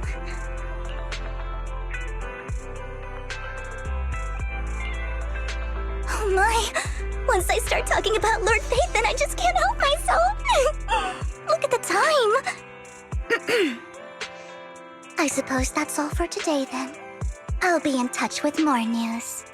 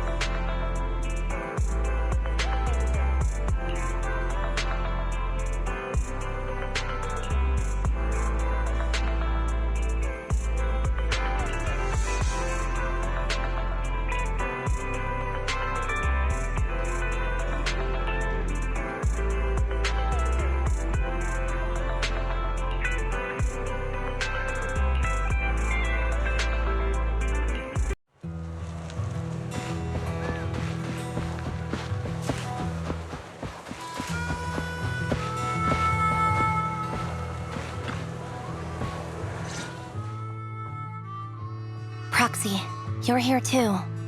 I didn't expect to run into you here. What are you two doing here? And is that a new look I see, Ambi? I'm here to investigate that incident. I've recently dug up some clues about the person behind the operation, but my key contact is ultra cautious and keeps demanding me to prove my identity. So, to gain her trust, I decided to meet her dressed like this. Now that everything is completely finished, this uniform doesn't really represent anything in particular. For me, it's just another outfit now. We all have to move on someday. I'm helping her. I want to make sure whoever's behind all this is caught. Ah, and who's this young lady? Her name's Vivian. She's my friend. We're here investigating a few things ourselves. Ambi, one of the Cunning Hair's most powerful members. And Trigger, an Opal Squad sniper. It's an honor to make your acquaintance. You know us? Looks like someone's done our homework. Is it because of the proxy? You two are practically celebrities. And because of my work, I've got loads of info when it comes to anyone with a name around New Eridu. I see. Seems you're handling your work well. Let's prepare to enter the Hollow. Unless you have any further questions, we'll be taking our leave now. You're going into a hollow? Proxy, you plan on going in like that? Yeah, that's right. I've recovered quite a bit lately, so I don't need any protective equipment in the hollows.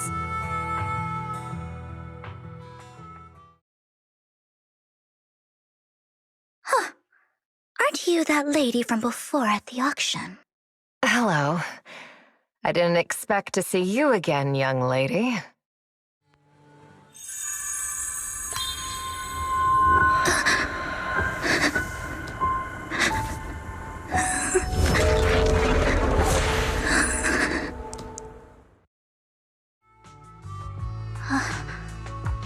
Vivian, are you all right?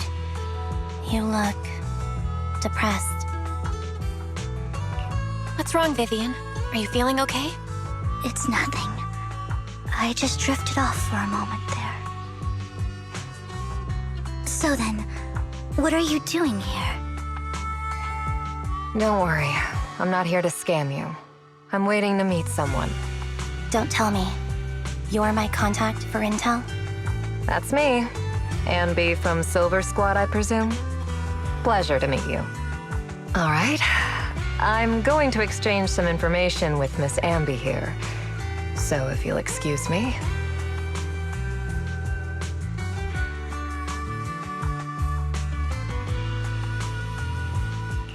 You're not looking so good. Everything okay? I can tell you later, but not right now. Okay, that's all the information I got for you. In return, I want you to do something for me. Take me into the Hollow.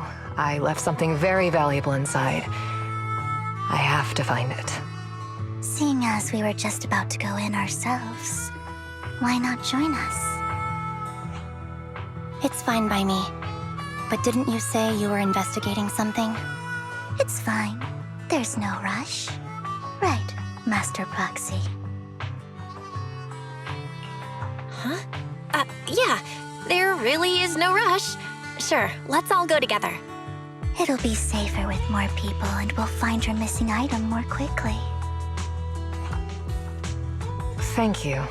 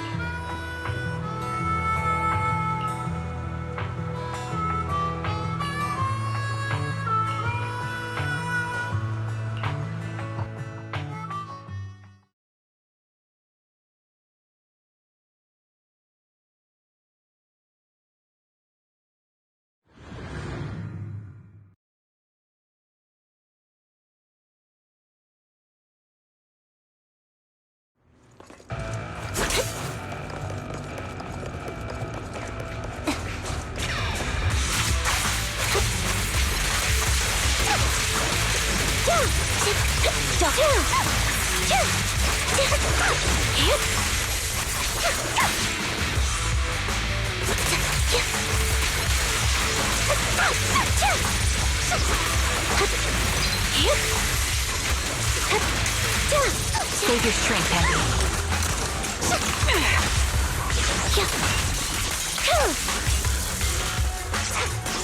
Off balance.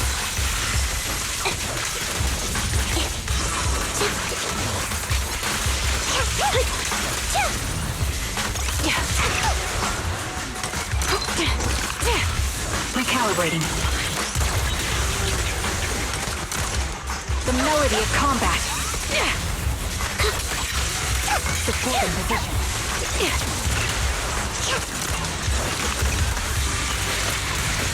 Now it's my turn to ask questions. What exactly is it that you're investigating? Since you're familiar with the name Silver, then you should know that it shouldn't exist anymore. I'll pierce right through.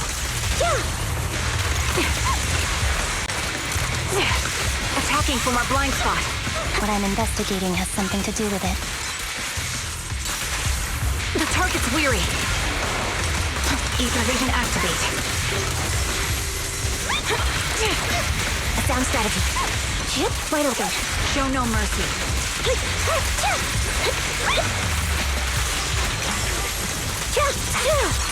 Now you pay.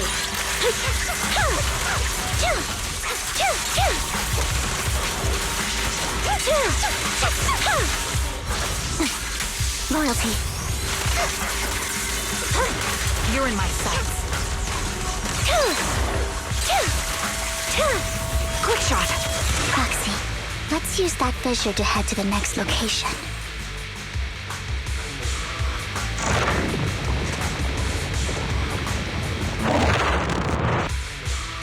This is the place.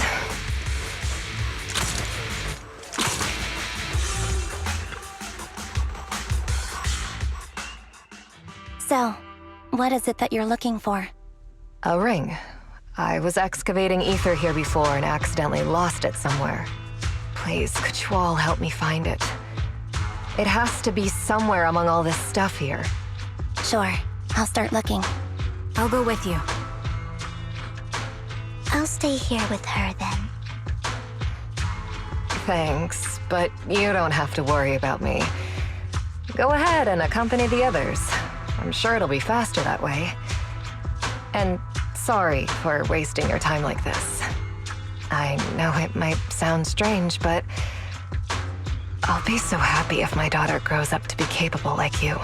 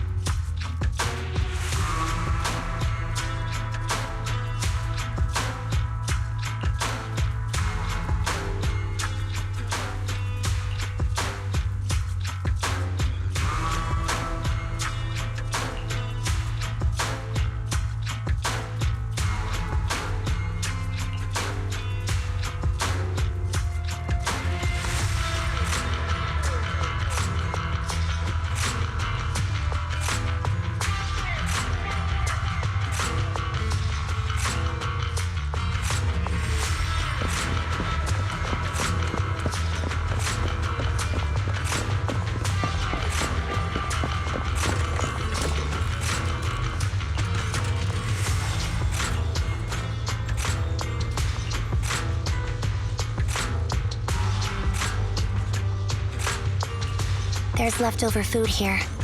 I don't want to imagine what's inside the bag.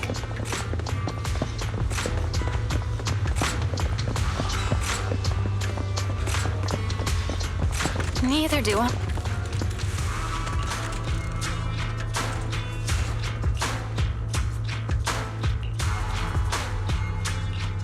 toy that seems emotionally stable. There shouldn't be a ring hidden in it.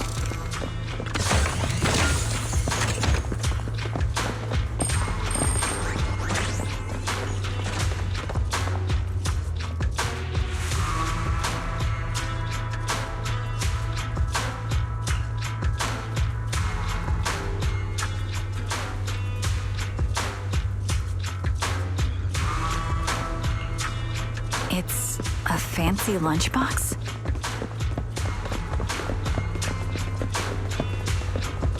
I wonder if its owner is safe and sound.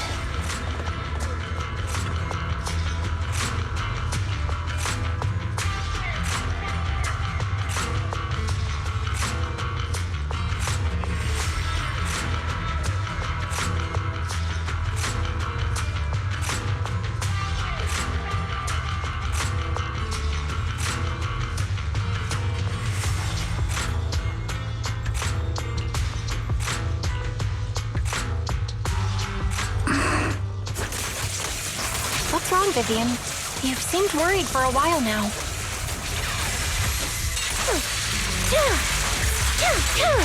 I'm worried about Sienna.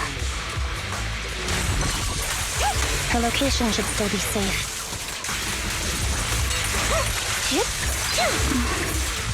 I hope so.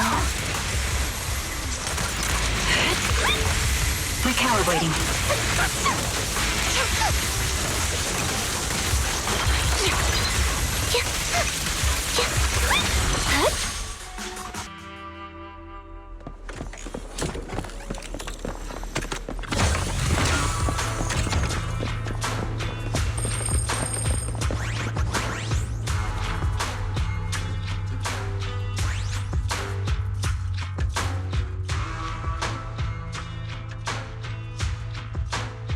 Her vital signs are gone.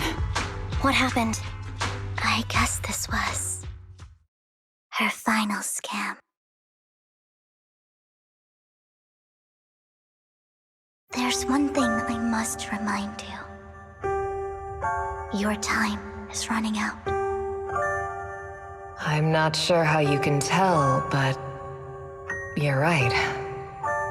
I'm going to die in here. That's my plan. I'm very sick and don't have much longer. If I try to get treatment, it'll just be a burden on my daughter. So I scam my way through a bunch of physical exams and managed to take out a hollow corruption policy through Ravenlock Insurance. Once some time has passed, could you please take my corrupted body out of the hollow? That will secure a generous compensation package for my daughter. It's only what the Ravenlocks owe me.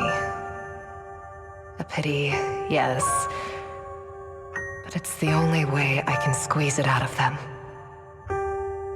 What makes you think that will help you? I just trust you will.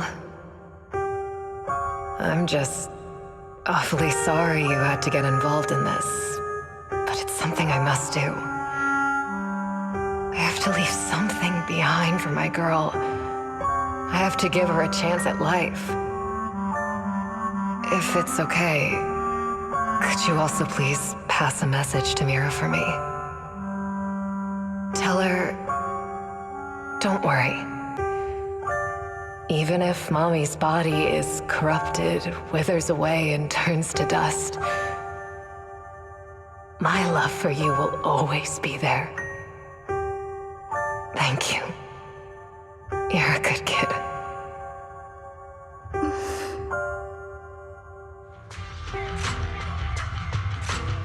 She was betting that we'd help her. So, you were aware of this the whole time? Yes. Because I saw it.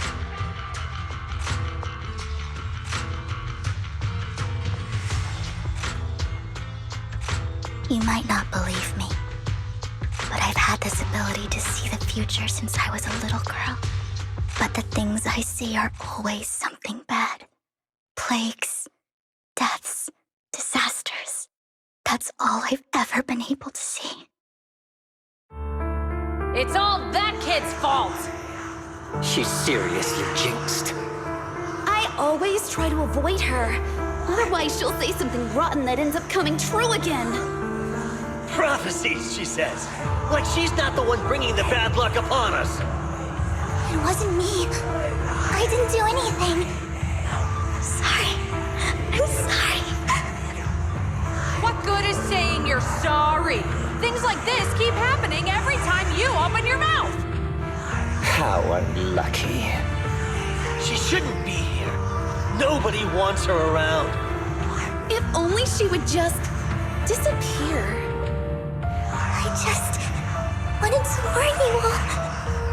I'm sorry.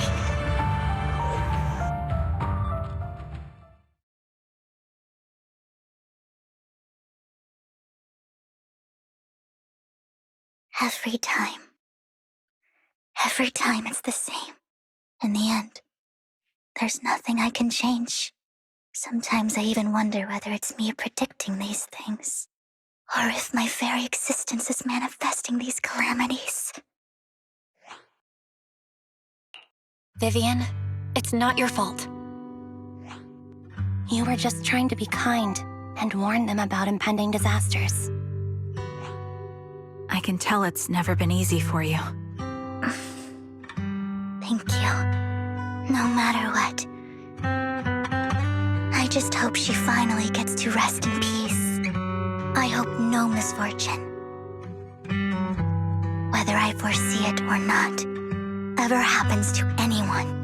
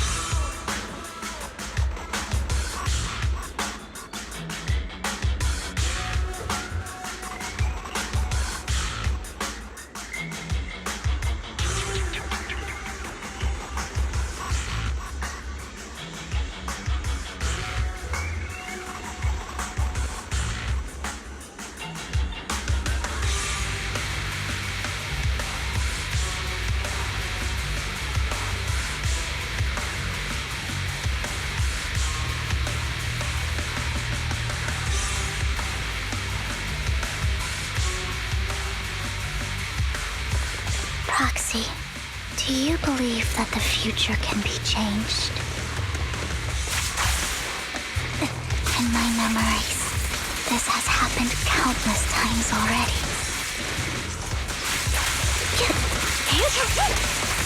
Why can I only see these misfortunes?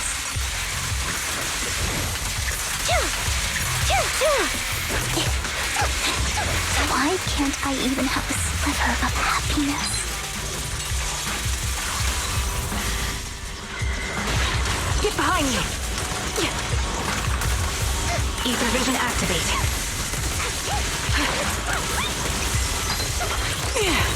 Target locked. Get behind me. Fire pistol ready.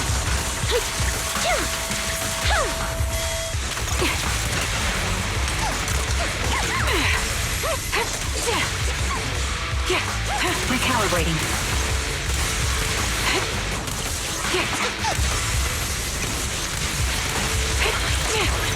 Right on cue.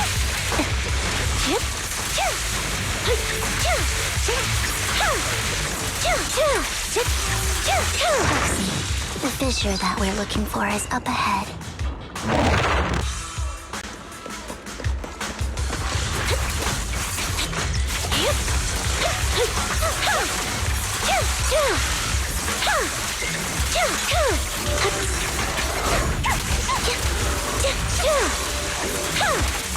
I'll pierce right through.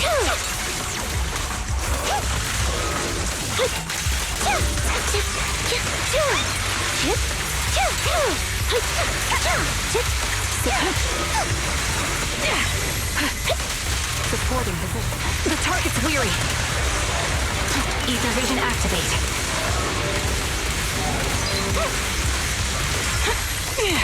The melody of combat. Sound strategy. Time to pin them down. Wide open. Show no mercy. Dog. I won't back down. You're in my sights. What you deserve.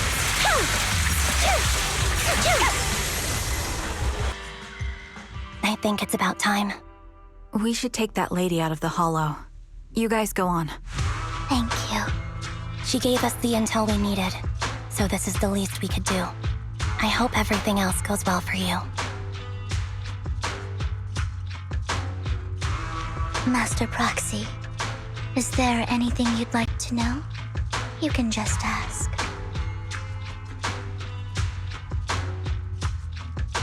I'm curious about your story, Vivian, but we can talk more once you feel ready. Don't worry, I can wait. You're the first person to ever say that to me. I'd be happy to share my story with you. These premonitions I see are not within my control, and they always come to me in a flash, like a flood of images in my mind. Most of the time, I see death, disease, accidents, and disasters. Of course, there are also some non-fatal mutilations. But every time, without exception, they end up happening. And I can never prevent or change them. That's all I have to say about it. If that offends Master Proxy and you don't want to hang out with me anymore, then I can understand.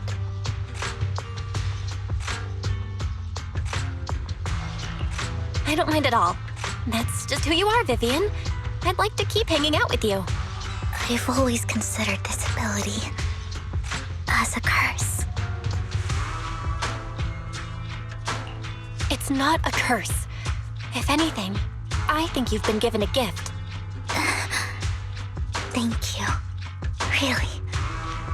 Well, it's getting late. Bringer's belongings ought to be around here somewhere. Let's take a closer look.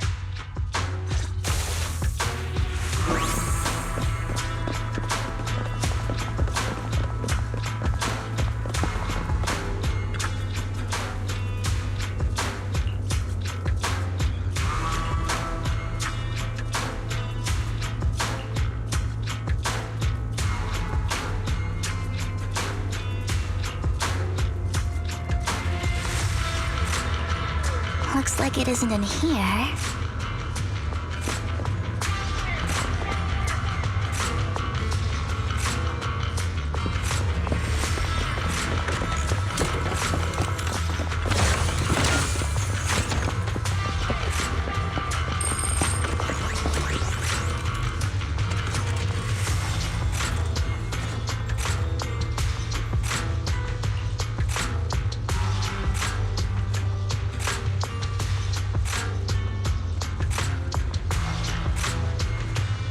Strange, there's nothing in here.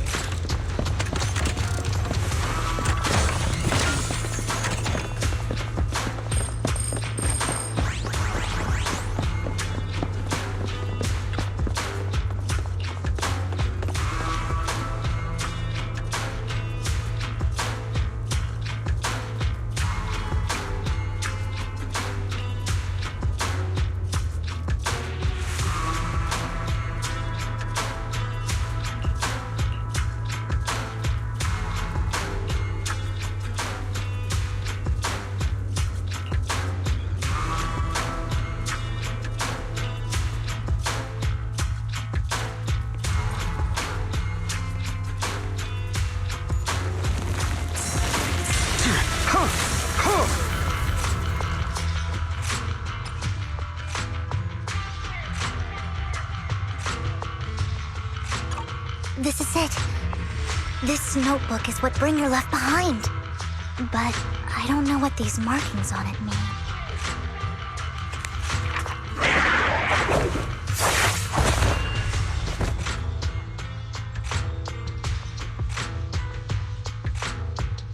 Well, hello, Master Proxy.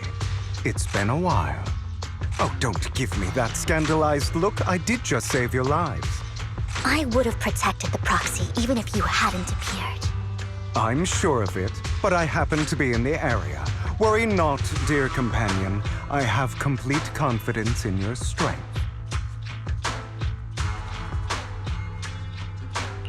Hang on, did you say companion? So you two know each other. Apologies.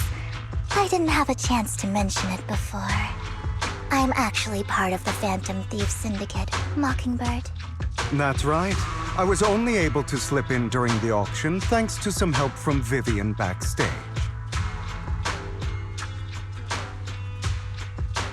So, the whole time, you were only bidding on the collection so you could get backstage and mess with things?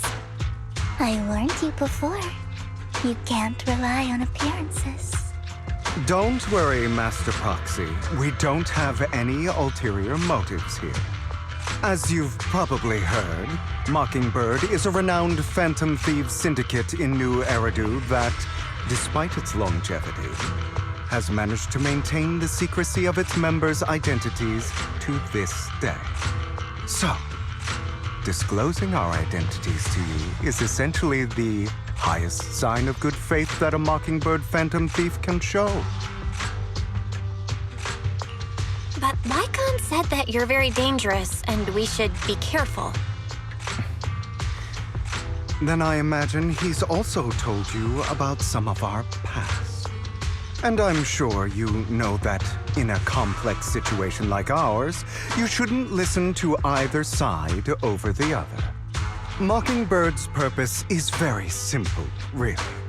To form long-standing and cooperative relationships with outstanding proxies like yourself. We need your abilities. Before you make any decisions, please allow me to briefly explain the concept behind the Mockingbird Syndicate. We all know there isn't anything in this world that's fair. A prime example being the uneven distribution of wealth. People from tops splurge on luxurious collectibles, while the poor have to gamble with their own lives just to get by. Of course, besides wealth, there's also an unequal distribution in this world of happiness and suffering, hope and despair, love and hate. It's all just so unfair. Somebody has to do something to tilt the balance of the scales. And thus Mockingbird was born. We take from those who have far more than they deserve and give it to those who deserve to have more. If you ask me, that's enough to be considered a form of justice. You do have a point. I can agree with that. Thank you. I knew if anyone, you'd understand. However, aside from these philosophical considerations, we also have a crisis on our hands to deal with. As you know, the Exaltists are plotting to use the power of sacrifice to launch an attack on all of New Eridu. We can provide you with all the latest intel, just like that notebook you found. Something those pompous housekeepers would never be willing to do. And the most crucial part of this whole game, the sacrifice core, is currently in my possession. I think that makes this a highly competitive deal. We share the same goal for the moment, stopping the impending disaster from playing out. I need some time to think about it. How about this? If you still have misgivings about our upcoming cooperation, then why don't you bring Lycon along with you?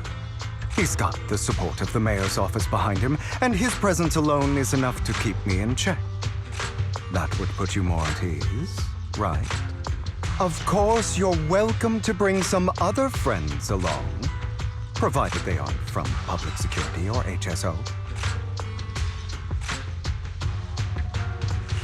Well, if you're willing to let my friends come along, then you've got a deal. Great. It's a deal. By the way, Proxy, this is for you.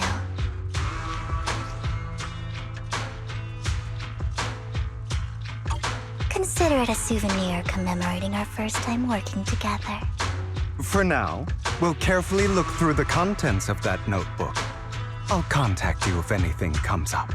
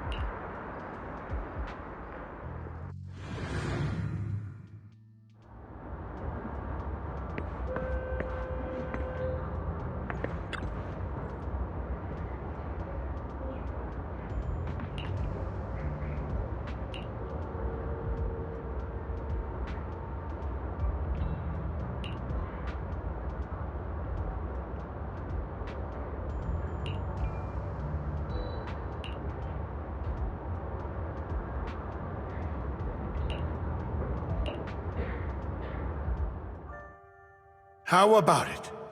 Will you work with me?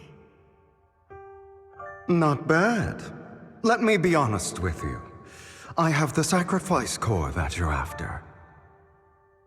I am Mockingbird. So it's you. I never thought you'd be so bold as to come see me alone. Relax, my friend. As you know, if I can sneak into such a heavily guarded auction, then naturally, I can just as easily slip away right now. I'm here with the sincere intention to seek cooperation. I can give you that sacrifice core. And what do you want in return? Wealth, glory, power. The things everyone else in the world wants, I want them too. And I'm confident that as the current heir to the Ravenlock family, those are all things you can give me. Then you've certainly come to the right place. My family is working on a big project. If things come to fruition, Ravenlock's status in Tops will significantly improve. At which point, I'll be sure to leave a spot for you. Naturally, as an outsider, you're precluded from handling any of our core business. But profits from the scraps alone will be enough to set you up for life. Mr. Hartman, I think you've misunderstood me. I have no intention of joining the Ravenlock family. In fact, I have an art gallery under my name that does pretty well for itself. I was hoping you could recommend me for Tops. You want to join Tops? That's easier said than done. Even for a family like ours, it would still require significant effort and... Just answer me yes or no. I don't think either of us can afford to waste time. I understand. Yes, you have my word. But in exchange, you'll have to give me the sacrifice core first. I'm sorry, but I'm afraid I can't. I've already hidden it somewhere safe, a place nobody else but me knows. You don't want to put all your chips on the table when dealing with Tops. I know that far too well. Then that means I also need to keep an eye out when working with the infamous Mockingbird, right? Mr. Hartman, I should remind you that I stand before you undisguised.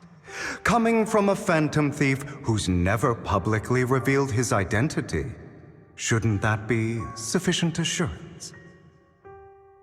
If I betray you, then you merely need to lift a finger to wipe me from the face of this world. You do make a valid point there. In that case, you have a deal. I appreciate your trust. Why don't we celebrate our new partnership with a toast?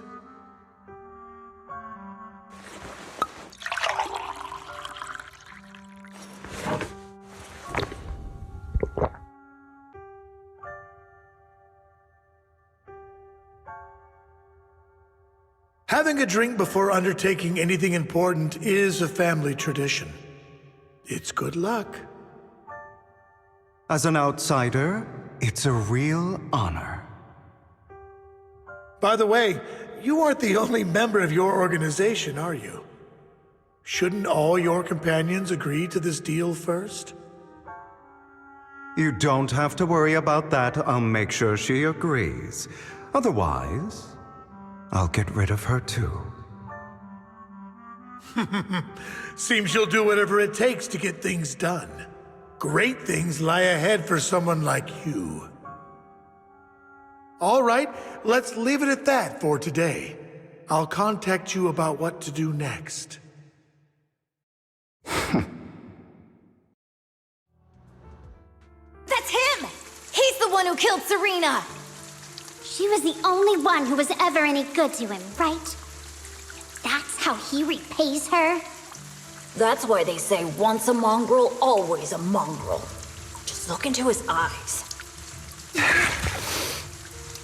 Father! We have to punish him! Serena had been ranking ahead of him. Hugo must have poisoned her water so he could pass her. Pure evil. Typical for an impure bloodline. He should have been kicked out ages ago. Hugo, did you do all this?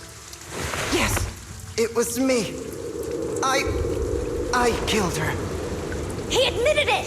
Father, he must be expelled.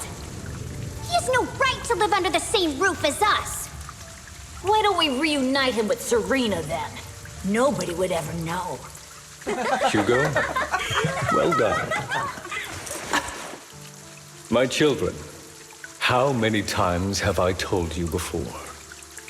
In this world, only the most ruthless, cruel, and unscrupulous of people ever make it to the top.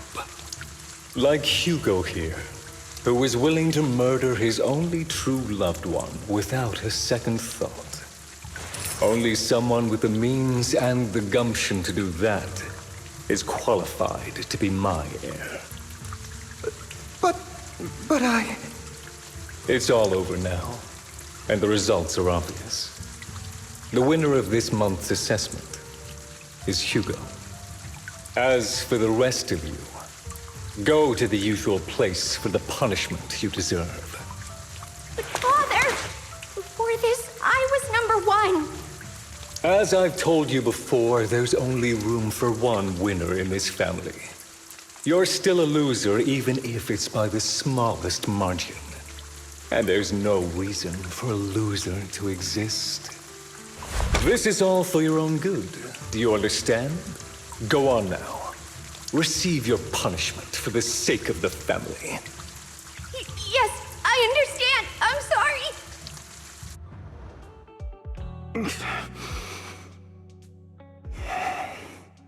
That really brought up some unpleasant memories. It won't be long.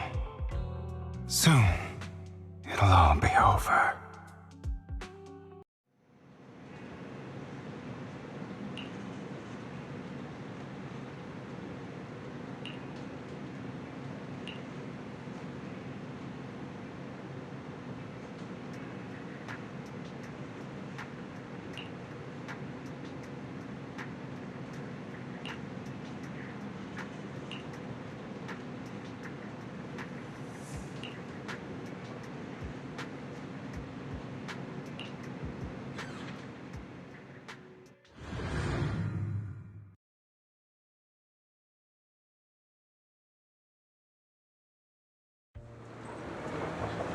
Thank you for escorting me here, Proxy.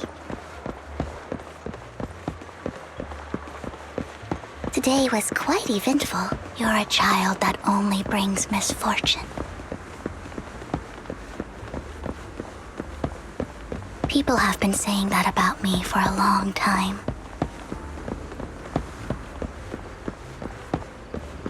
I used to feel hurt. Why do I only predict suffering?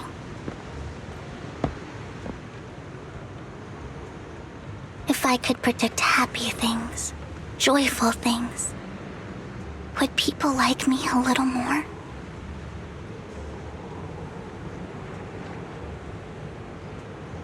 Maybe fate truly is set in stone.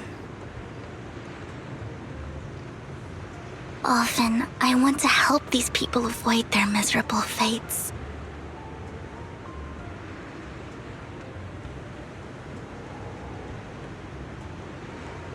For a time, I even thought that I was successful, that I could change people's destiny.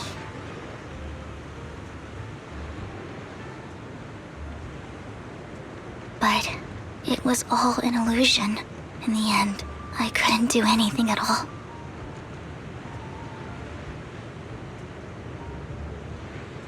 So, I was really happy when you said that my abilities weren't a curse, but a gift.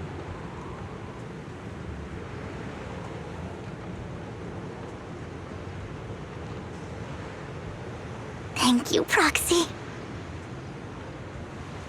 I'm so glad to have met you. And you're also a fan of Lord Phaethon. It's like we were fated to meet.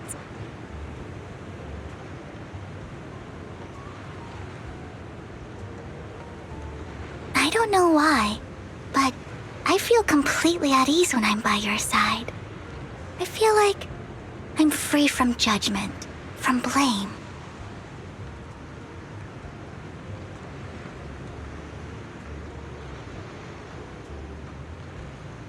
Like, I don't need to worry about anything, and can just be my own true self.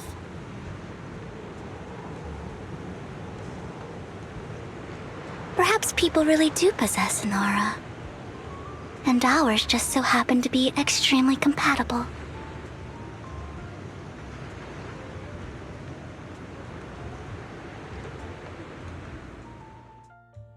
By the way, you asked me before about Hugo.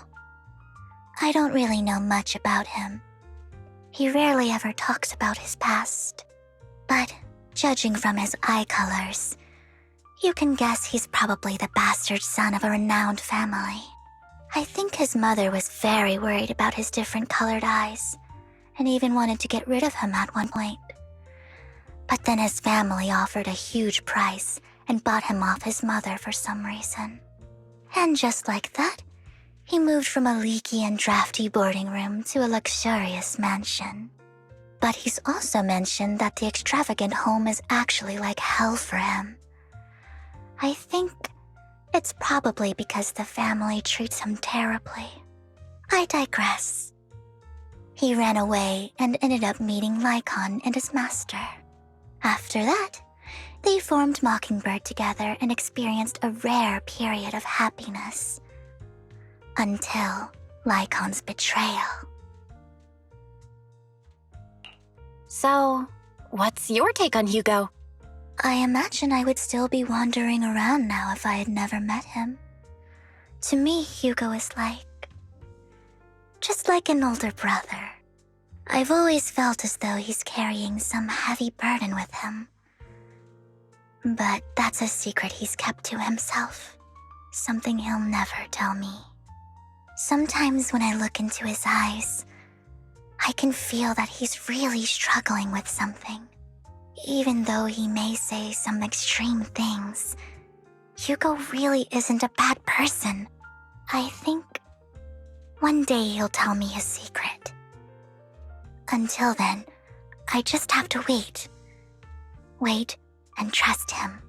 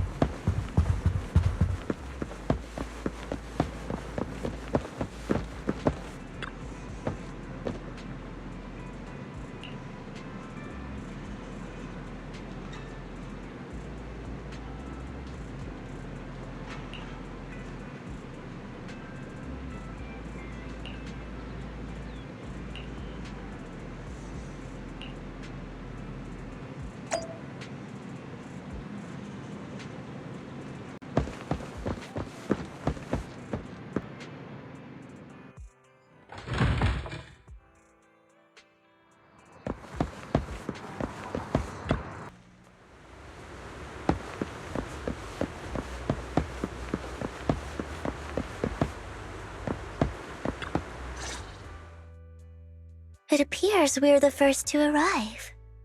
I thought we were running late. This might sound weird, but it's nice to think about getting to work with you from now on. I don't really know why that makes me feel so happy. Oh, it's because we're fellow fans! Anyone who likes Lord Phaethon can't be a bad guy. For sure. Of course, Lord Phaethon is the greatest there will ever be, but you're definitely the best proxy I've ever met in person. Hugo told me before that you're really skilled, and he said we'd get along great. I never expected he'd be so right. Oh, by the way, would you like to come by my place if you have time later? I have a huge collection of Lord Phaethon merch.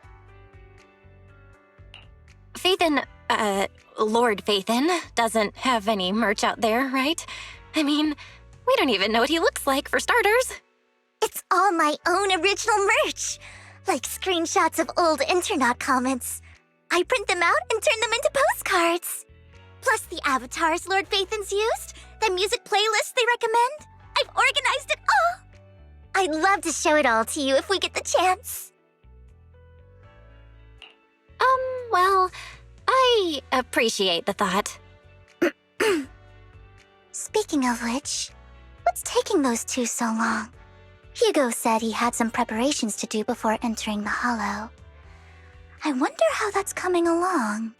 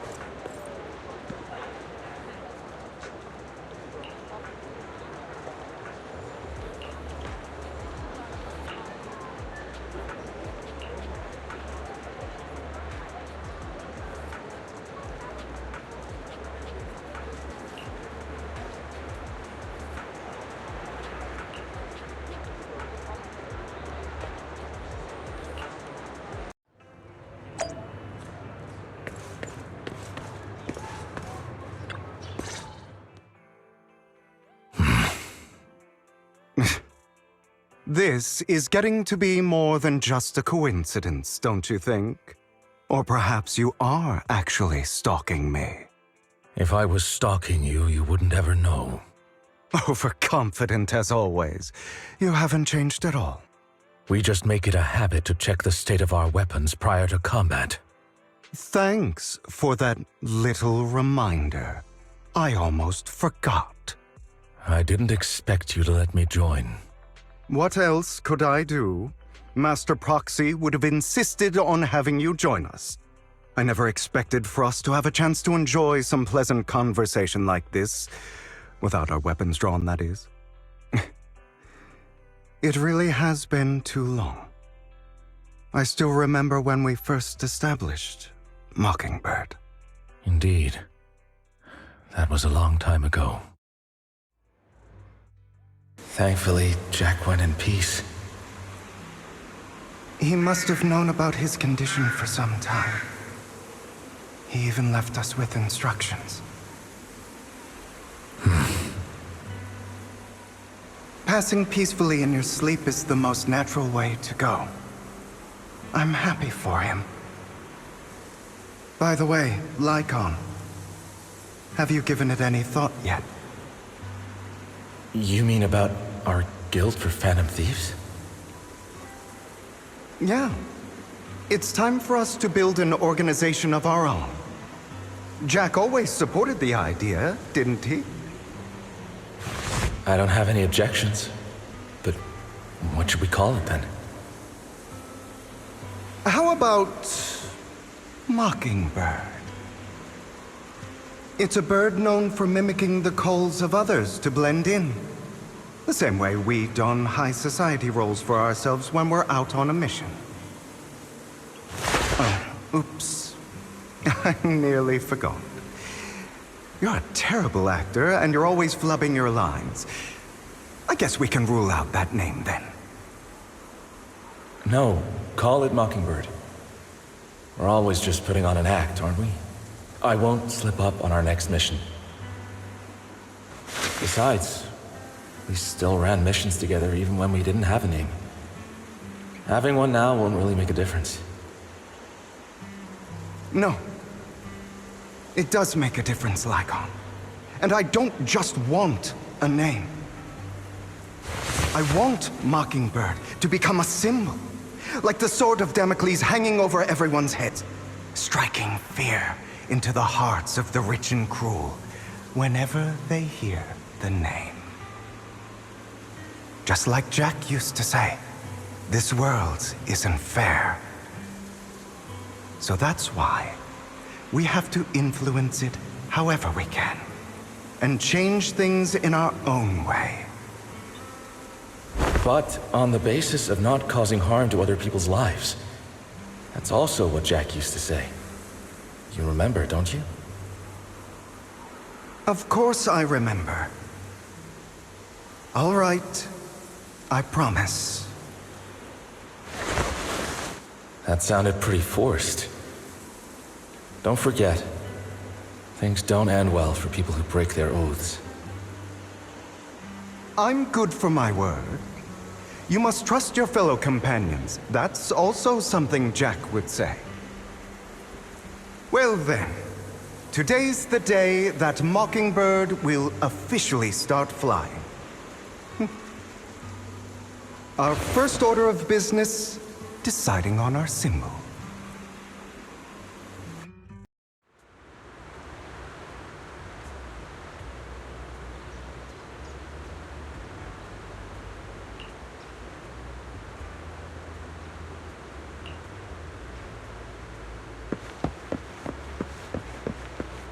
Looks like we're all here. Hugo, you're late again.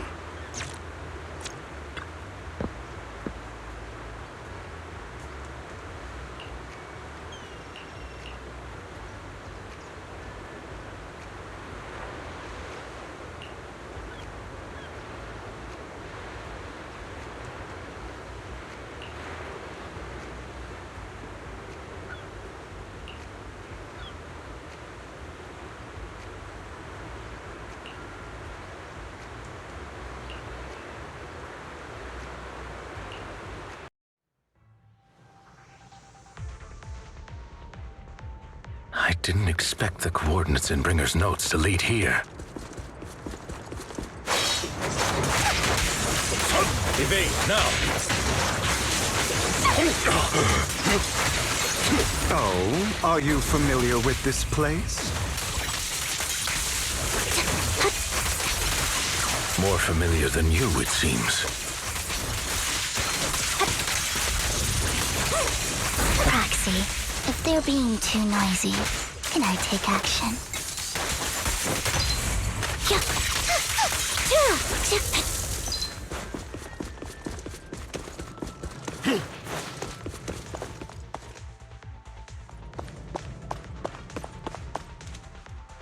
I don't enjoy obstacles in my path. The generator room should be nearby.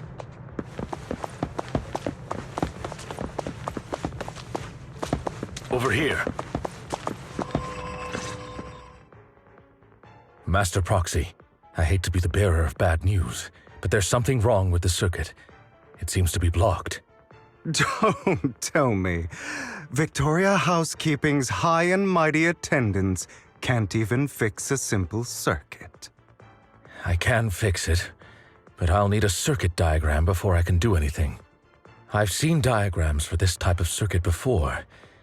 It's a pity that we're unable to connect to the outside world from inside the hollow. Just leave that problem to me. Belle, I just sent an image of a circuit diagram to your phone. Check if you received it. Thank you very much, Master Proxy. Now then, let's start repairing this circuit.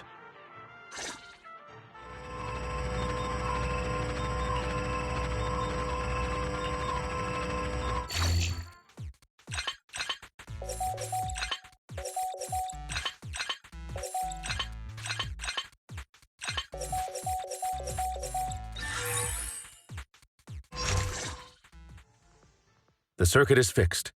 We should now be able to open that door. Wait up. Wait a second. Something just doesn't add up. It's all coming together now. Communicating with the outside world from within Hollow. And getting that circuit diagram. In theory, there's only one person who could ever do that. Could it be your Lord Phaethon? Impossible. There's no way. But then again, only Phaethon could have done that. I mean, you're an incredible proxy, sure. And you're a good person. But could you really be Lord Phaethon? That's me. I'm Phaethon. Sorry, I just never had the chance to tell you. Unbelievable. Lord Phaethon! I've been your biggest fan for years now! Goodness me, Lord Phaethon was right in front of me all along, and I had no idea. This is like a dream. Could you... I mean, if you're willing, could you please give me an autograph and a group photo and... Anything you want. We just gotta get out of the hollow first. Oh! Okay, sorry. Guess I got a little too excited. Anyone would be enraptured meeting someone they admire that much. Yeah, if I ever met my favorite movie director, I'd be the same. We should keep moving. This isn't the best place for idle chit-chat.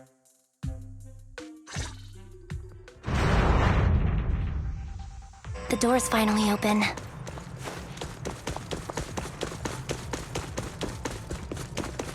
The proxy is Phaethon. Phaethon is the proxy.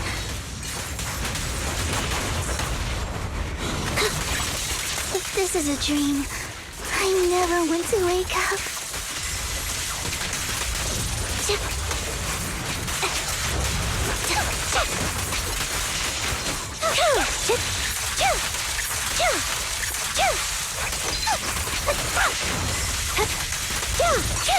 The fissure over there should lead to our destination.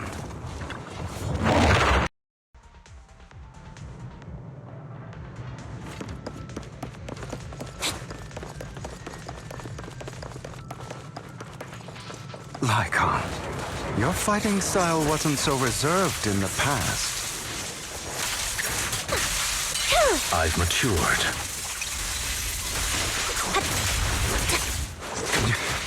You call this mature? You're just being pretentious.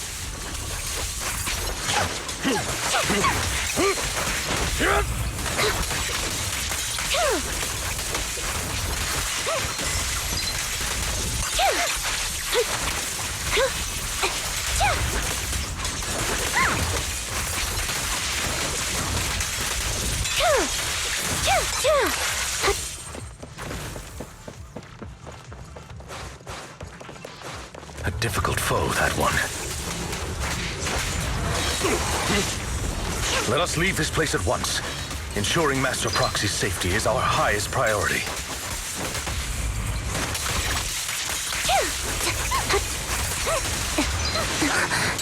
I won't let anything happen to you, Lord Phaethon. Resolve.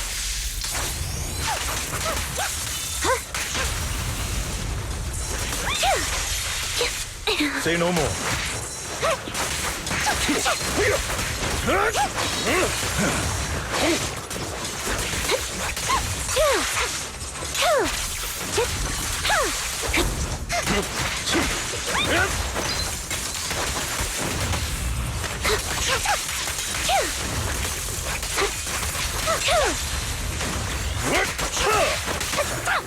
Lord Phaethon, how are you feeling? Are you tired? Do you need a break? Some food? Water?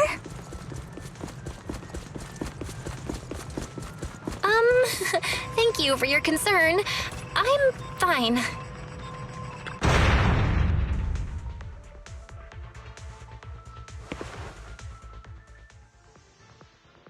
Master, a complex mechanism has been detected ahead.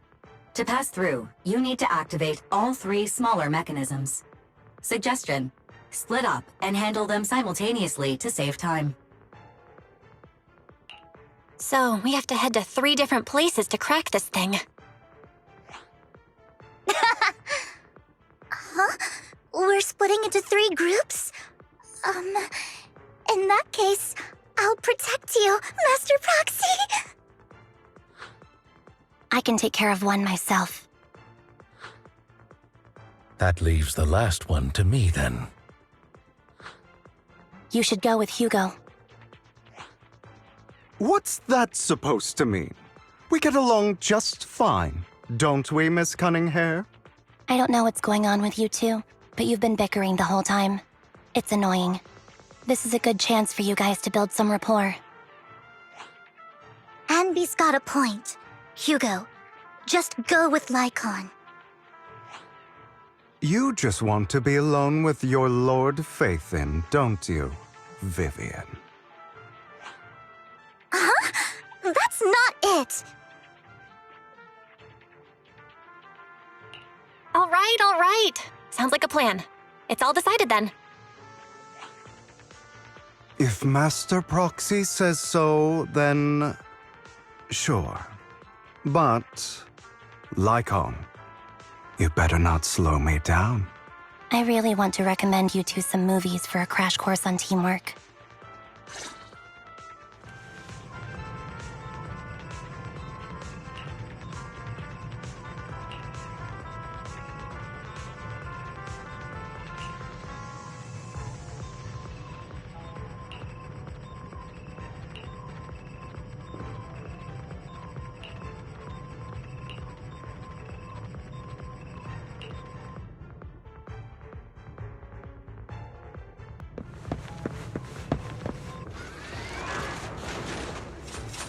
Lord Phaethon, there are too many ethereals here.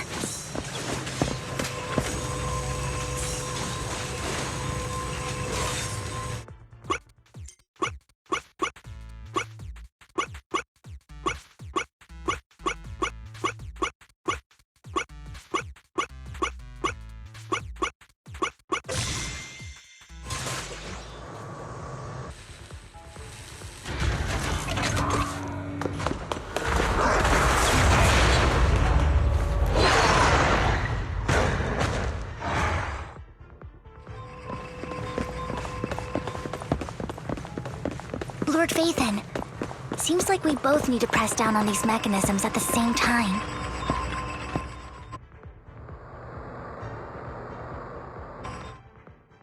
Sure enough, Lord Phaethon and I share a deeper connection. Sorry, I hope I'm not being too forward. Goodness me, somehow I'm fighting alongside Lord Phaethon. It's like all my dreams are coming true. I'm going to wake up any second now, aren't I? No, this isn't a dream. I'm real, see? You can even hold my hand. Not only is Lord Phaethon incredible, but super kind. That's it. I pledge to be a die-hard Lord Phaethon fan until my very last breath.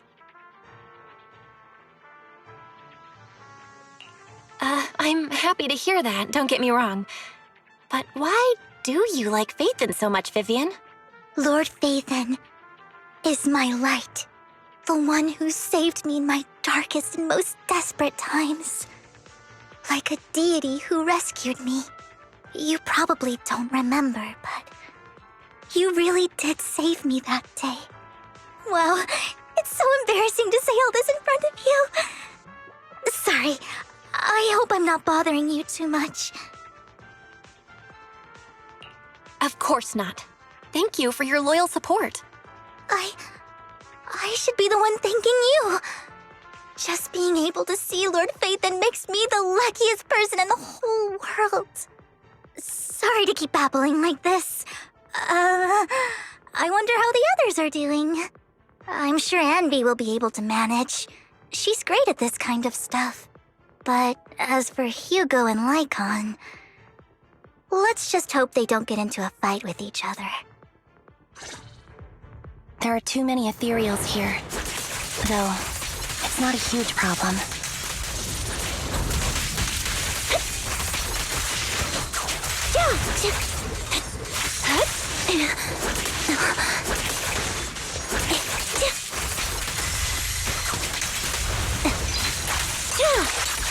What you deserve. Wide open.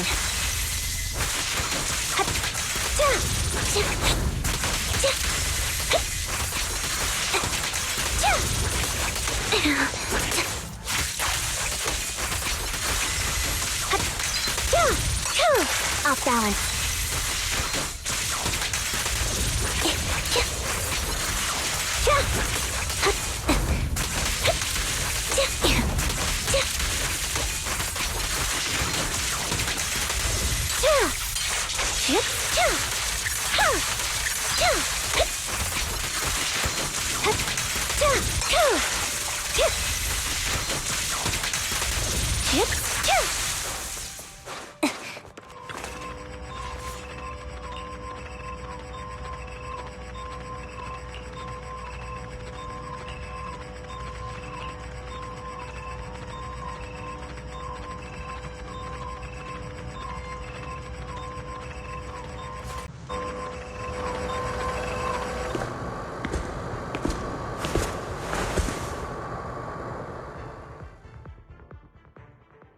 So, we have to cooperate to solve this problem. That's a real shame. I have no intention of arguing with you right now. Master Proxy and Miss Vivian are elsewhere, and we must rendezvous with them post-haste. What a coincidence. That's exactly what I was thinking. Just this once, we should trust each other. For the Proxy. I have no objections. Very well. Then you'd better keep your word. I know you've never fully trusted me, Lycon, even before it all fell apart.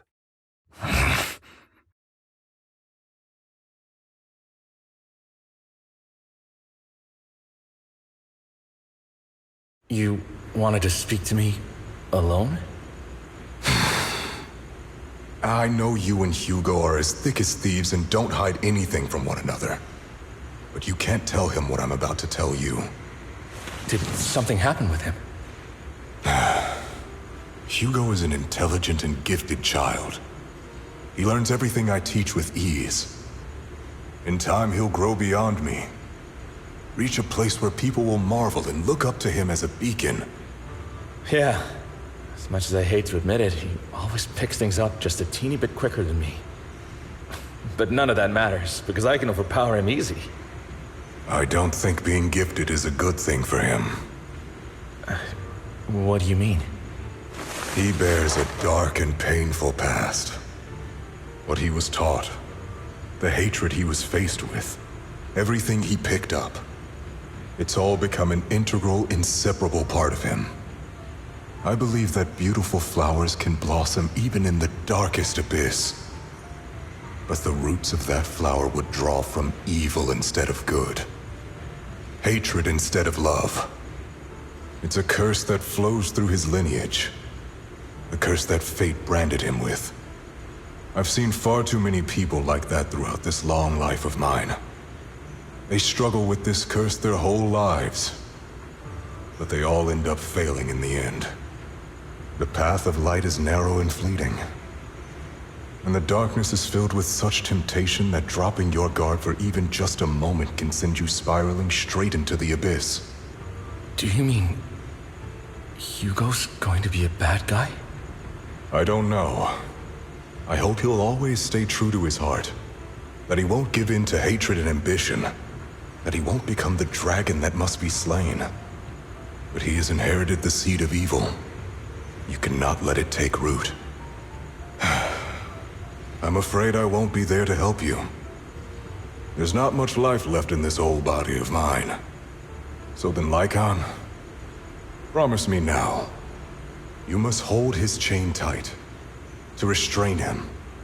To stop him. And when necessary, to choke him.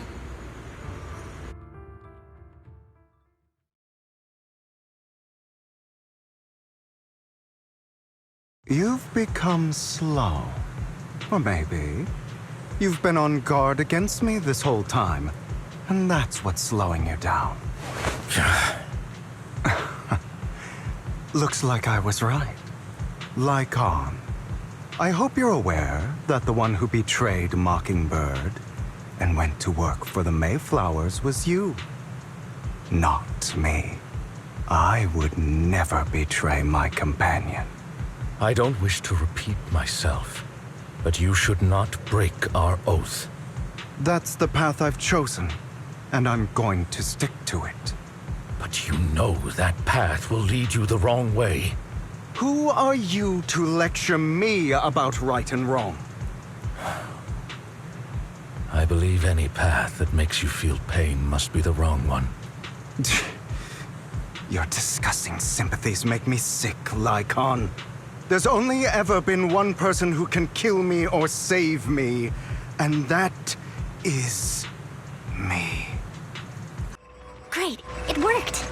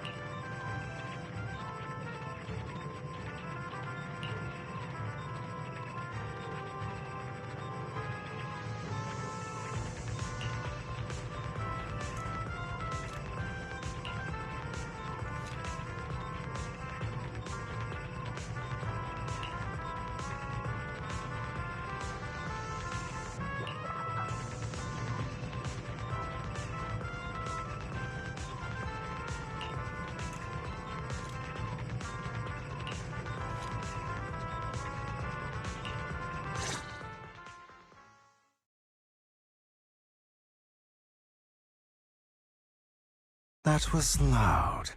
What's happening up ahead? Hold on, everyone. I'll go check it out. It's probably multiple ethereals attacking. Just in case, I'll go with you. Vivian, you should go with them too. Keep an eye on Lycon, will you? I'm worried he might sell us out to the mayor when he gets the chance. I'd never do that. But if Miss Vivian wishes to join us, she's more than welcome. Okay. Then I'll go with you.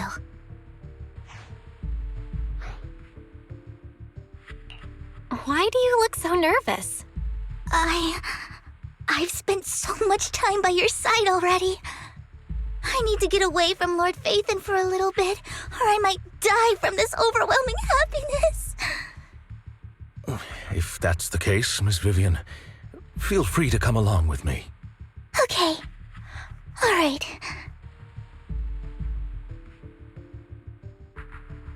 So, how does it feel to be worshipped, Lord Phaethon? You had that figured out a while ago, didn't you? Sharp as always. But of course, I couldn't spoil it for her. She has to figure it out on her own. That's what makes it special. Not only that, you asked Lycon and Vivian to leave for a reason. Is there something you'd like to say to me? I can't keep anything from you, can I? I've always treated Vivian like my own little sister. Maybe it's just a coincidence, but she looks a lot like Serena. I think I mentioned it before. Serena was my half-sister. She passed away a long time ago. Vivian adores you. Whether you're faith in or just Belle. Of course, I also have a lot of respect for someone like you. Strong, fair, and genuinely kind. So I hope... I beg you, please keep her safe. Hang on. What's that supposed to mean? Think of it as the last bit of conscience I have left. A kid as pure as her. She should stay alongside someone who walks in the light. Like you. Not even Vivian can agree with all my beliefs. One day we'll go our separate ways. Your beliefs? What do you mean exactly? You probably heard from Lycon.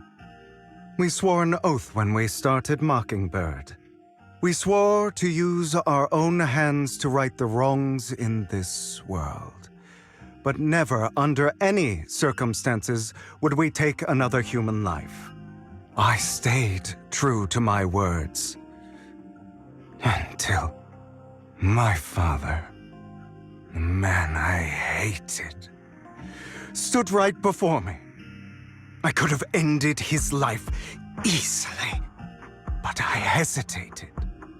I remembered that damned oath and their repeated attempts to convince me. I didn't do it. Because of that, innocent people died. All because of him. If I'd killed him first, then none of those tragedies would have happened. People like him don't deserve to live.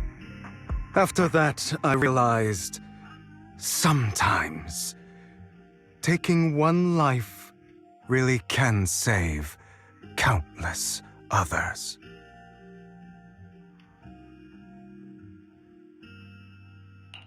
I understand where you're coming from. I knew you'd understand. Vivian has a good heart.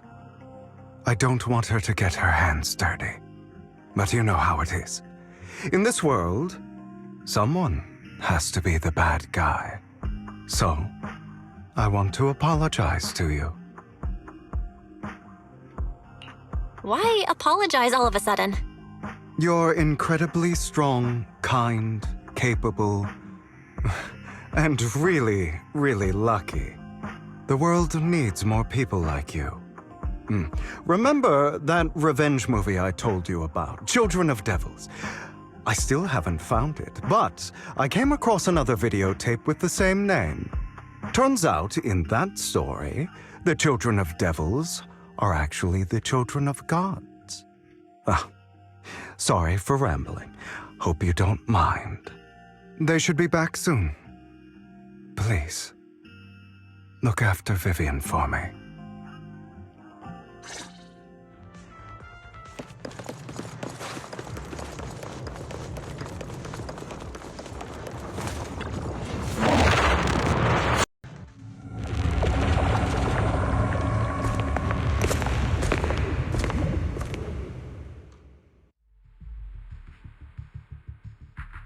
What is this? It looks like a cocoon. Careful, everyone. If I'm not mistaken, that's a sacrifice in there. It appears to be in hibernation. We don't know when it'll wake up. If it does wake up, we'll be in serious trouble. Wait, those spots Bringer marked in his notebook. Are you saying each one might have a sacrifice like this? That means there must be at least a dozen of them. And that's only counting the ones we know so far. These sacrifices may still be hibernating, but the fact that there are so many of them out there is terrifying. The Exaltists must have a way to revive them. And that's not all. These sacrifices can exist outside the Hollows. If they make their way into populated areas, I'm afraid it will lead to a catastrophic disaster likened to the fall of the old capital. That's almost certainly what they meant by vengeance against all New Eridu.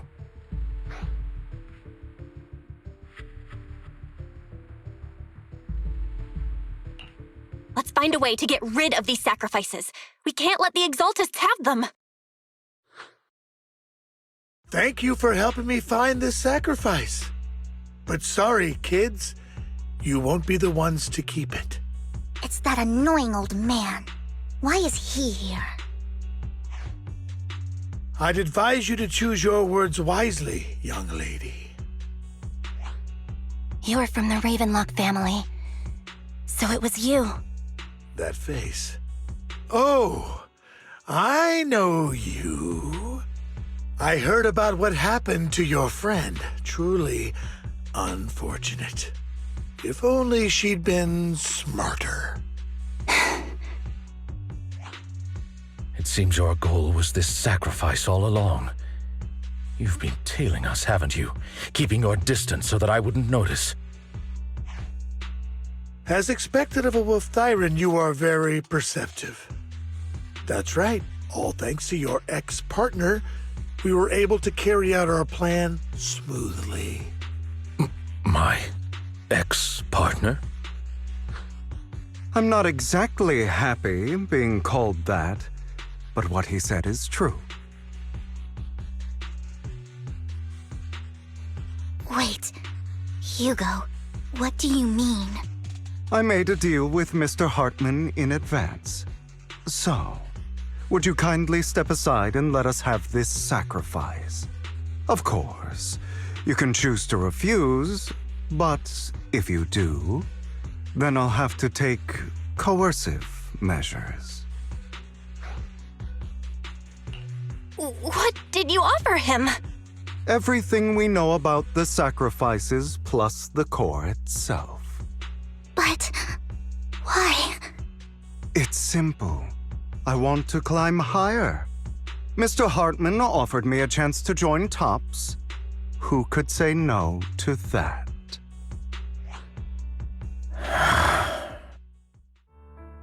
No. Impossible.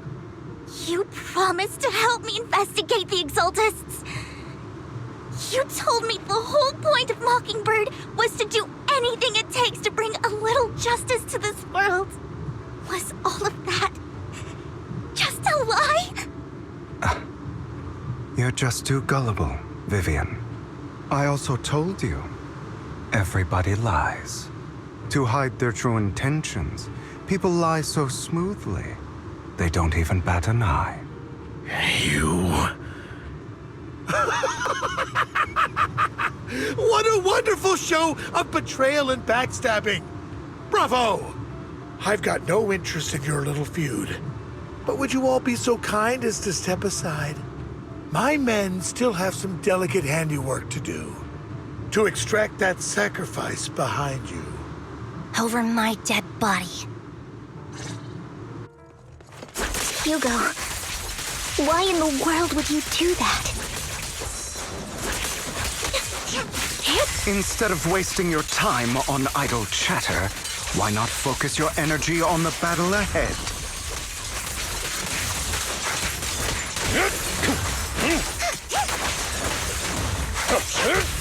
Flip a switch. Your plans will never succeed.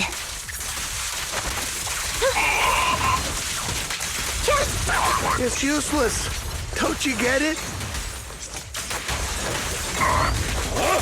You're not just going against the people in front of you. You're not going against me. Now you pay. Right over. But rather, the entire Ravenlock family, even the whole of Tops. There's no chance of victory for you.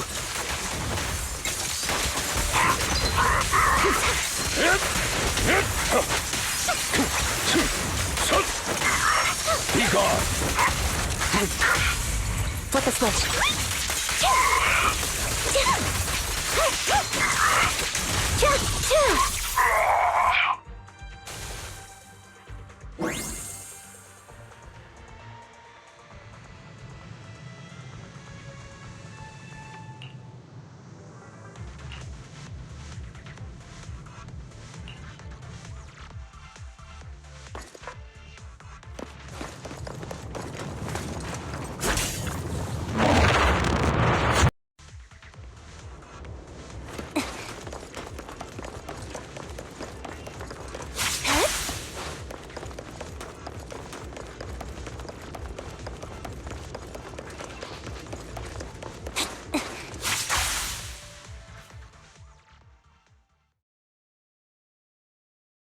Oh, you guys are such a pain.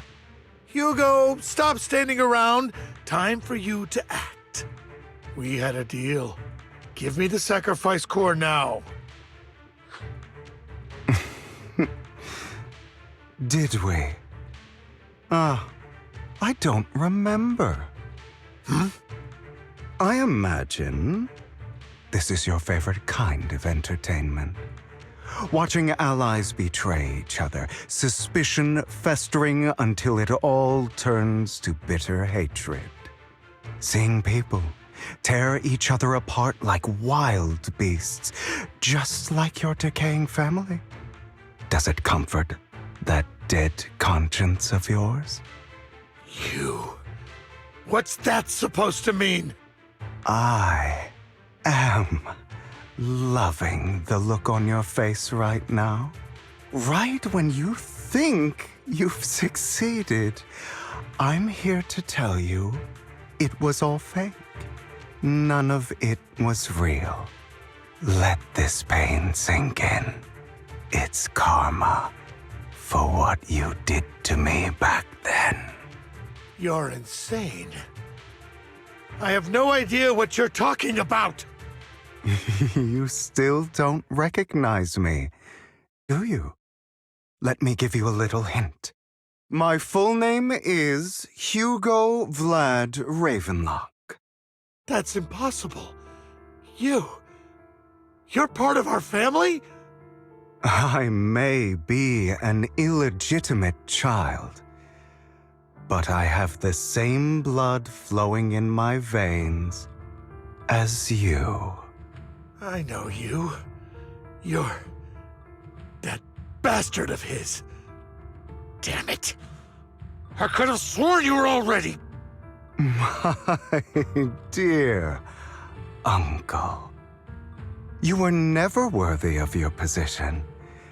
You have no claim to the Ravenlock lineage.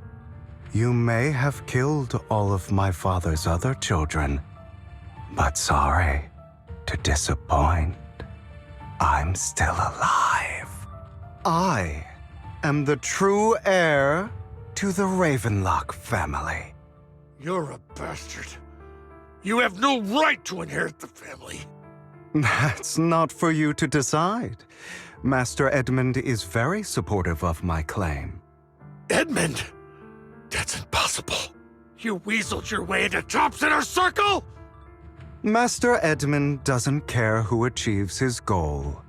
In other words, he'd happily let me take over the Ravenlock family, as long as I'm more competent than you. This can't be! You don't know the family's real secret! I know a lot more than you think, including everything that you've done. Just give up. You never even stood a chance. Damn it. This was all fake, right? You were just putting on an act to fool this old man, right? I actually fell for it. Don't do that again. At least give us a heads up next time. Vivian, everything I did was to rightfully inherit the Ravenlock family. That part is true. Now, I'm going to kill this man who stole what was never his. I'll make sure he can never be a threat again. You can't kill him. We still need information from him on the sacrifices and the Exaltists. You must be misunderstanding something, Lycon. Just like you chose the mayor, I chose Tops. At least for now, Tops has the same interests as me. I'm not going to harm my own self-interests. Be it intel on the sacrifices or the core itself. I'm handing everything over to Master Edmund. Why? I just want to take back what's mine. If fate is not willing to give me justice, then I'll just have to seize it with my own hands. Stealing, robbing, lying, or betraying. I'll do whatever it takes. Even if it means selling your soul to the devil? You know about the power struggle between Tops and City Hall. Those elites at Tops would be only too happy to see the Exaltists plotting a grand attack on New Eridu using sacrifices. That would severely harm the Mayflower's reputation and approval rating in New Eridu. And that's exactly what Tops wants to see. If that happens, countless people will die! I'm sorry it has to be this way, but I have to do this. I'm going to get everything Master Edmund wants. Inherit the Ravenlock name, climb to the top. And then I'll be able to change everything for good. For a permanent and absolute victory, we must endure the pain of cutting away rotten flesh and persevere through the darkest hour before dawn. Someone has to do it.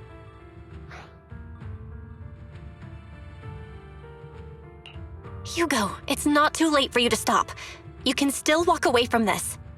This is the path I've chosen. Without power, resources, or strength, we can't do anything. Mockingbird is the perfect example. All the talk about using our power to tip the scales of justice and hover over them like the sword of Damocles. It's just a delusion. In their eyes, we're nothing but annoying gnats. Mockingbird has never really changed anything or saved anyone. Never in the past, not now, and never will in the future. None of it matters. I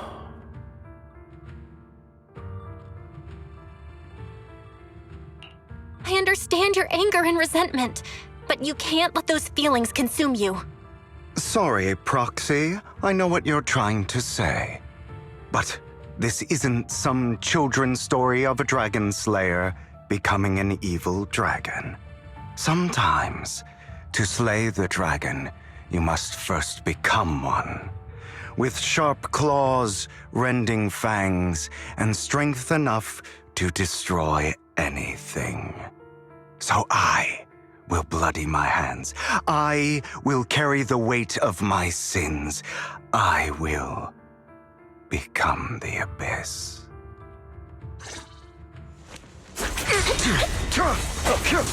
Stay safe.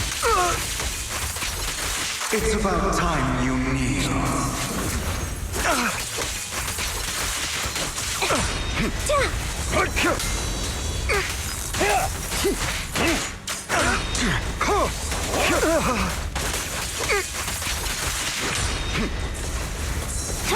Is that all?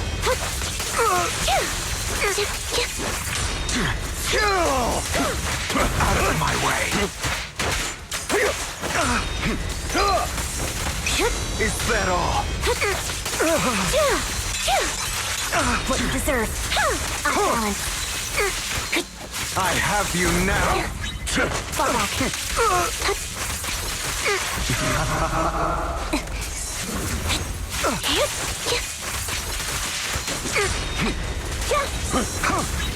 Stay safe. Trying to run, are we? Everything you just said. Is that what you truly believe? Enough's not finished. Of course. Are you surprised? I have never once thought that Mockingbird was a failure.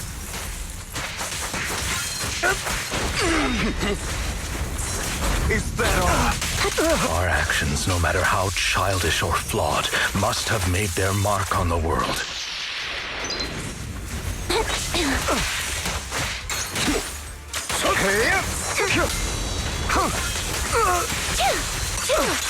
Now you pay. They might have been trivial. I don't want it to end like this. There must be another way. There isn't, Vivian. This is the final lesson I'll impart to you. Out of my way. Amateurs.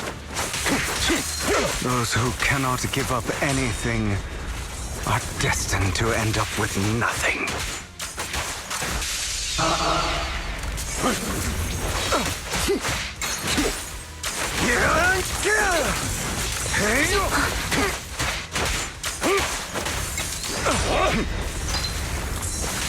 that all. Truth be told, Proxy, I envy you. The world needs people like you.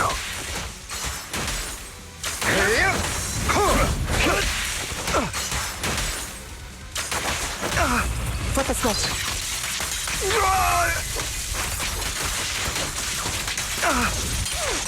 It's time. I'll follow.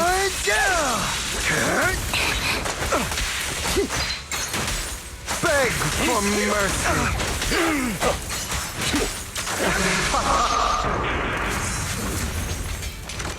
I won't leave your side.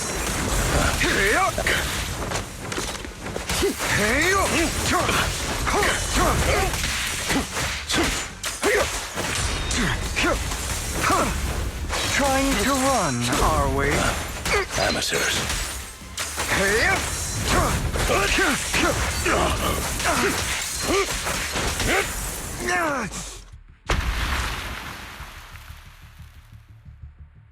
All right, you got me. But too bad. I have my own methods. What are you doing? Well then, make your choice. The sacrifice core, or your precious Faithin. I know you took it. Don't forget, I'm the one who taught you that. Okay, the core is yours. Just leave Lord Faithin alone. What a shame. Did you really think I'd keep my promise? That's right. This is the real me. What's the matter? Thinking of killing me? Didn't you say all life is precious? Drop your foolish facade. I knew it. You... He has inherited the seed of evil. Do not let it take root. When the time comes, you must be the one.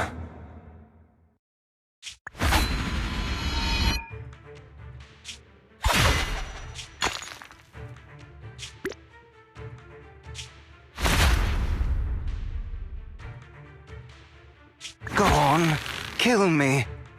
If you've got the guts, do it, traitor.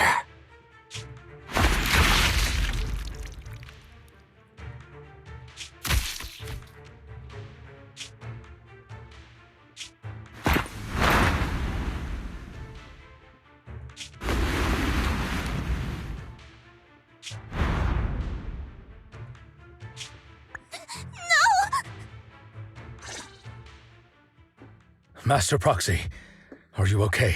Are you hurt? Don't worry, I'm fine. I just never thought things would turn out like this. Lord Faithin, I'm sorry. I had no idea Hugo would do that to you. I'm so sorry. It's all right. No matter what, this isn't your fault, Vivian. If only I'd noticed sooner. I should have realized earlier.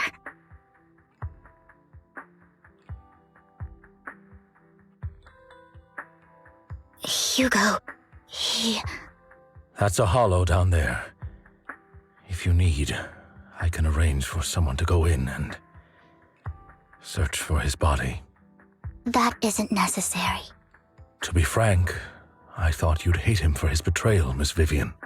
I do hate that he's keeping things from me, but all these years, Hugo's been like family to me.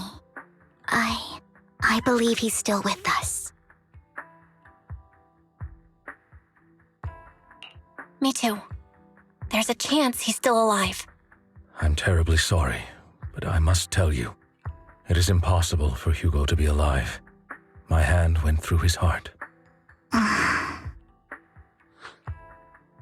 Sorry to interrupt, everyone. But just so you know, Hartman's gone. Probably slipped away during all the chaos. I'm sorry, I was so focused on Master Proxy's safety. I wasn't paying attention to him. Same, but it doesn't matter. We all know what he did. And he will pay for what he did today. Yes. I'll be reporting all of this to the mayor. He's not getting away with this. Well then, now that it's all over, let's head back.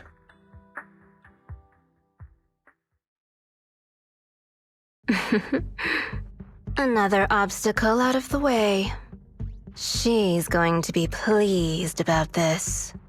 May the Creator guide us.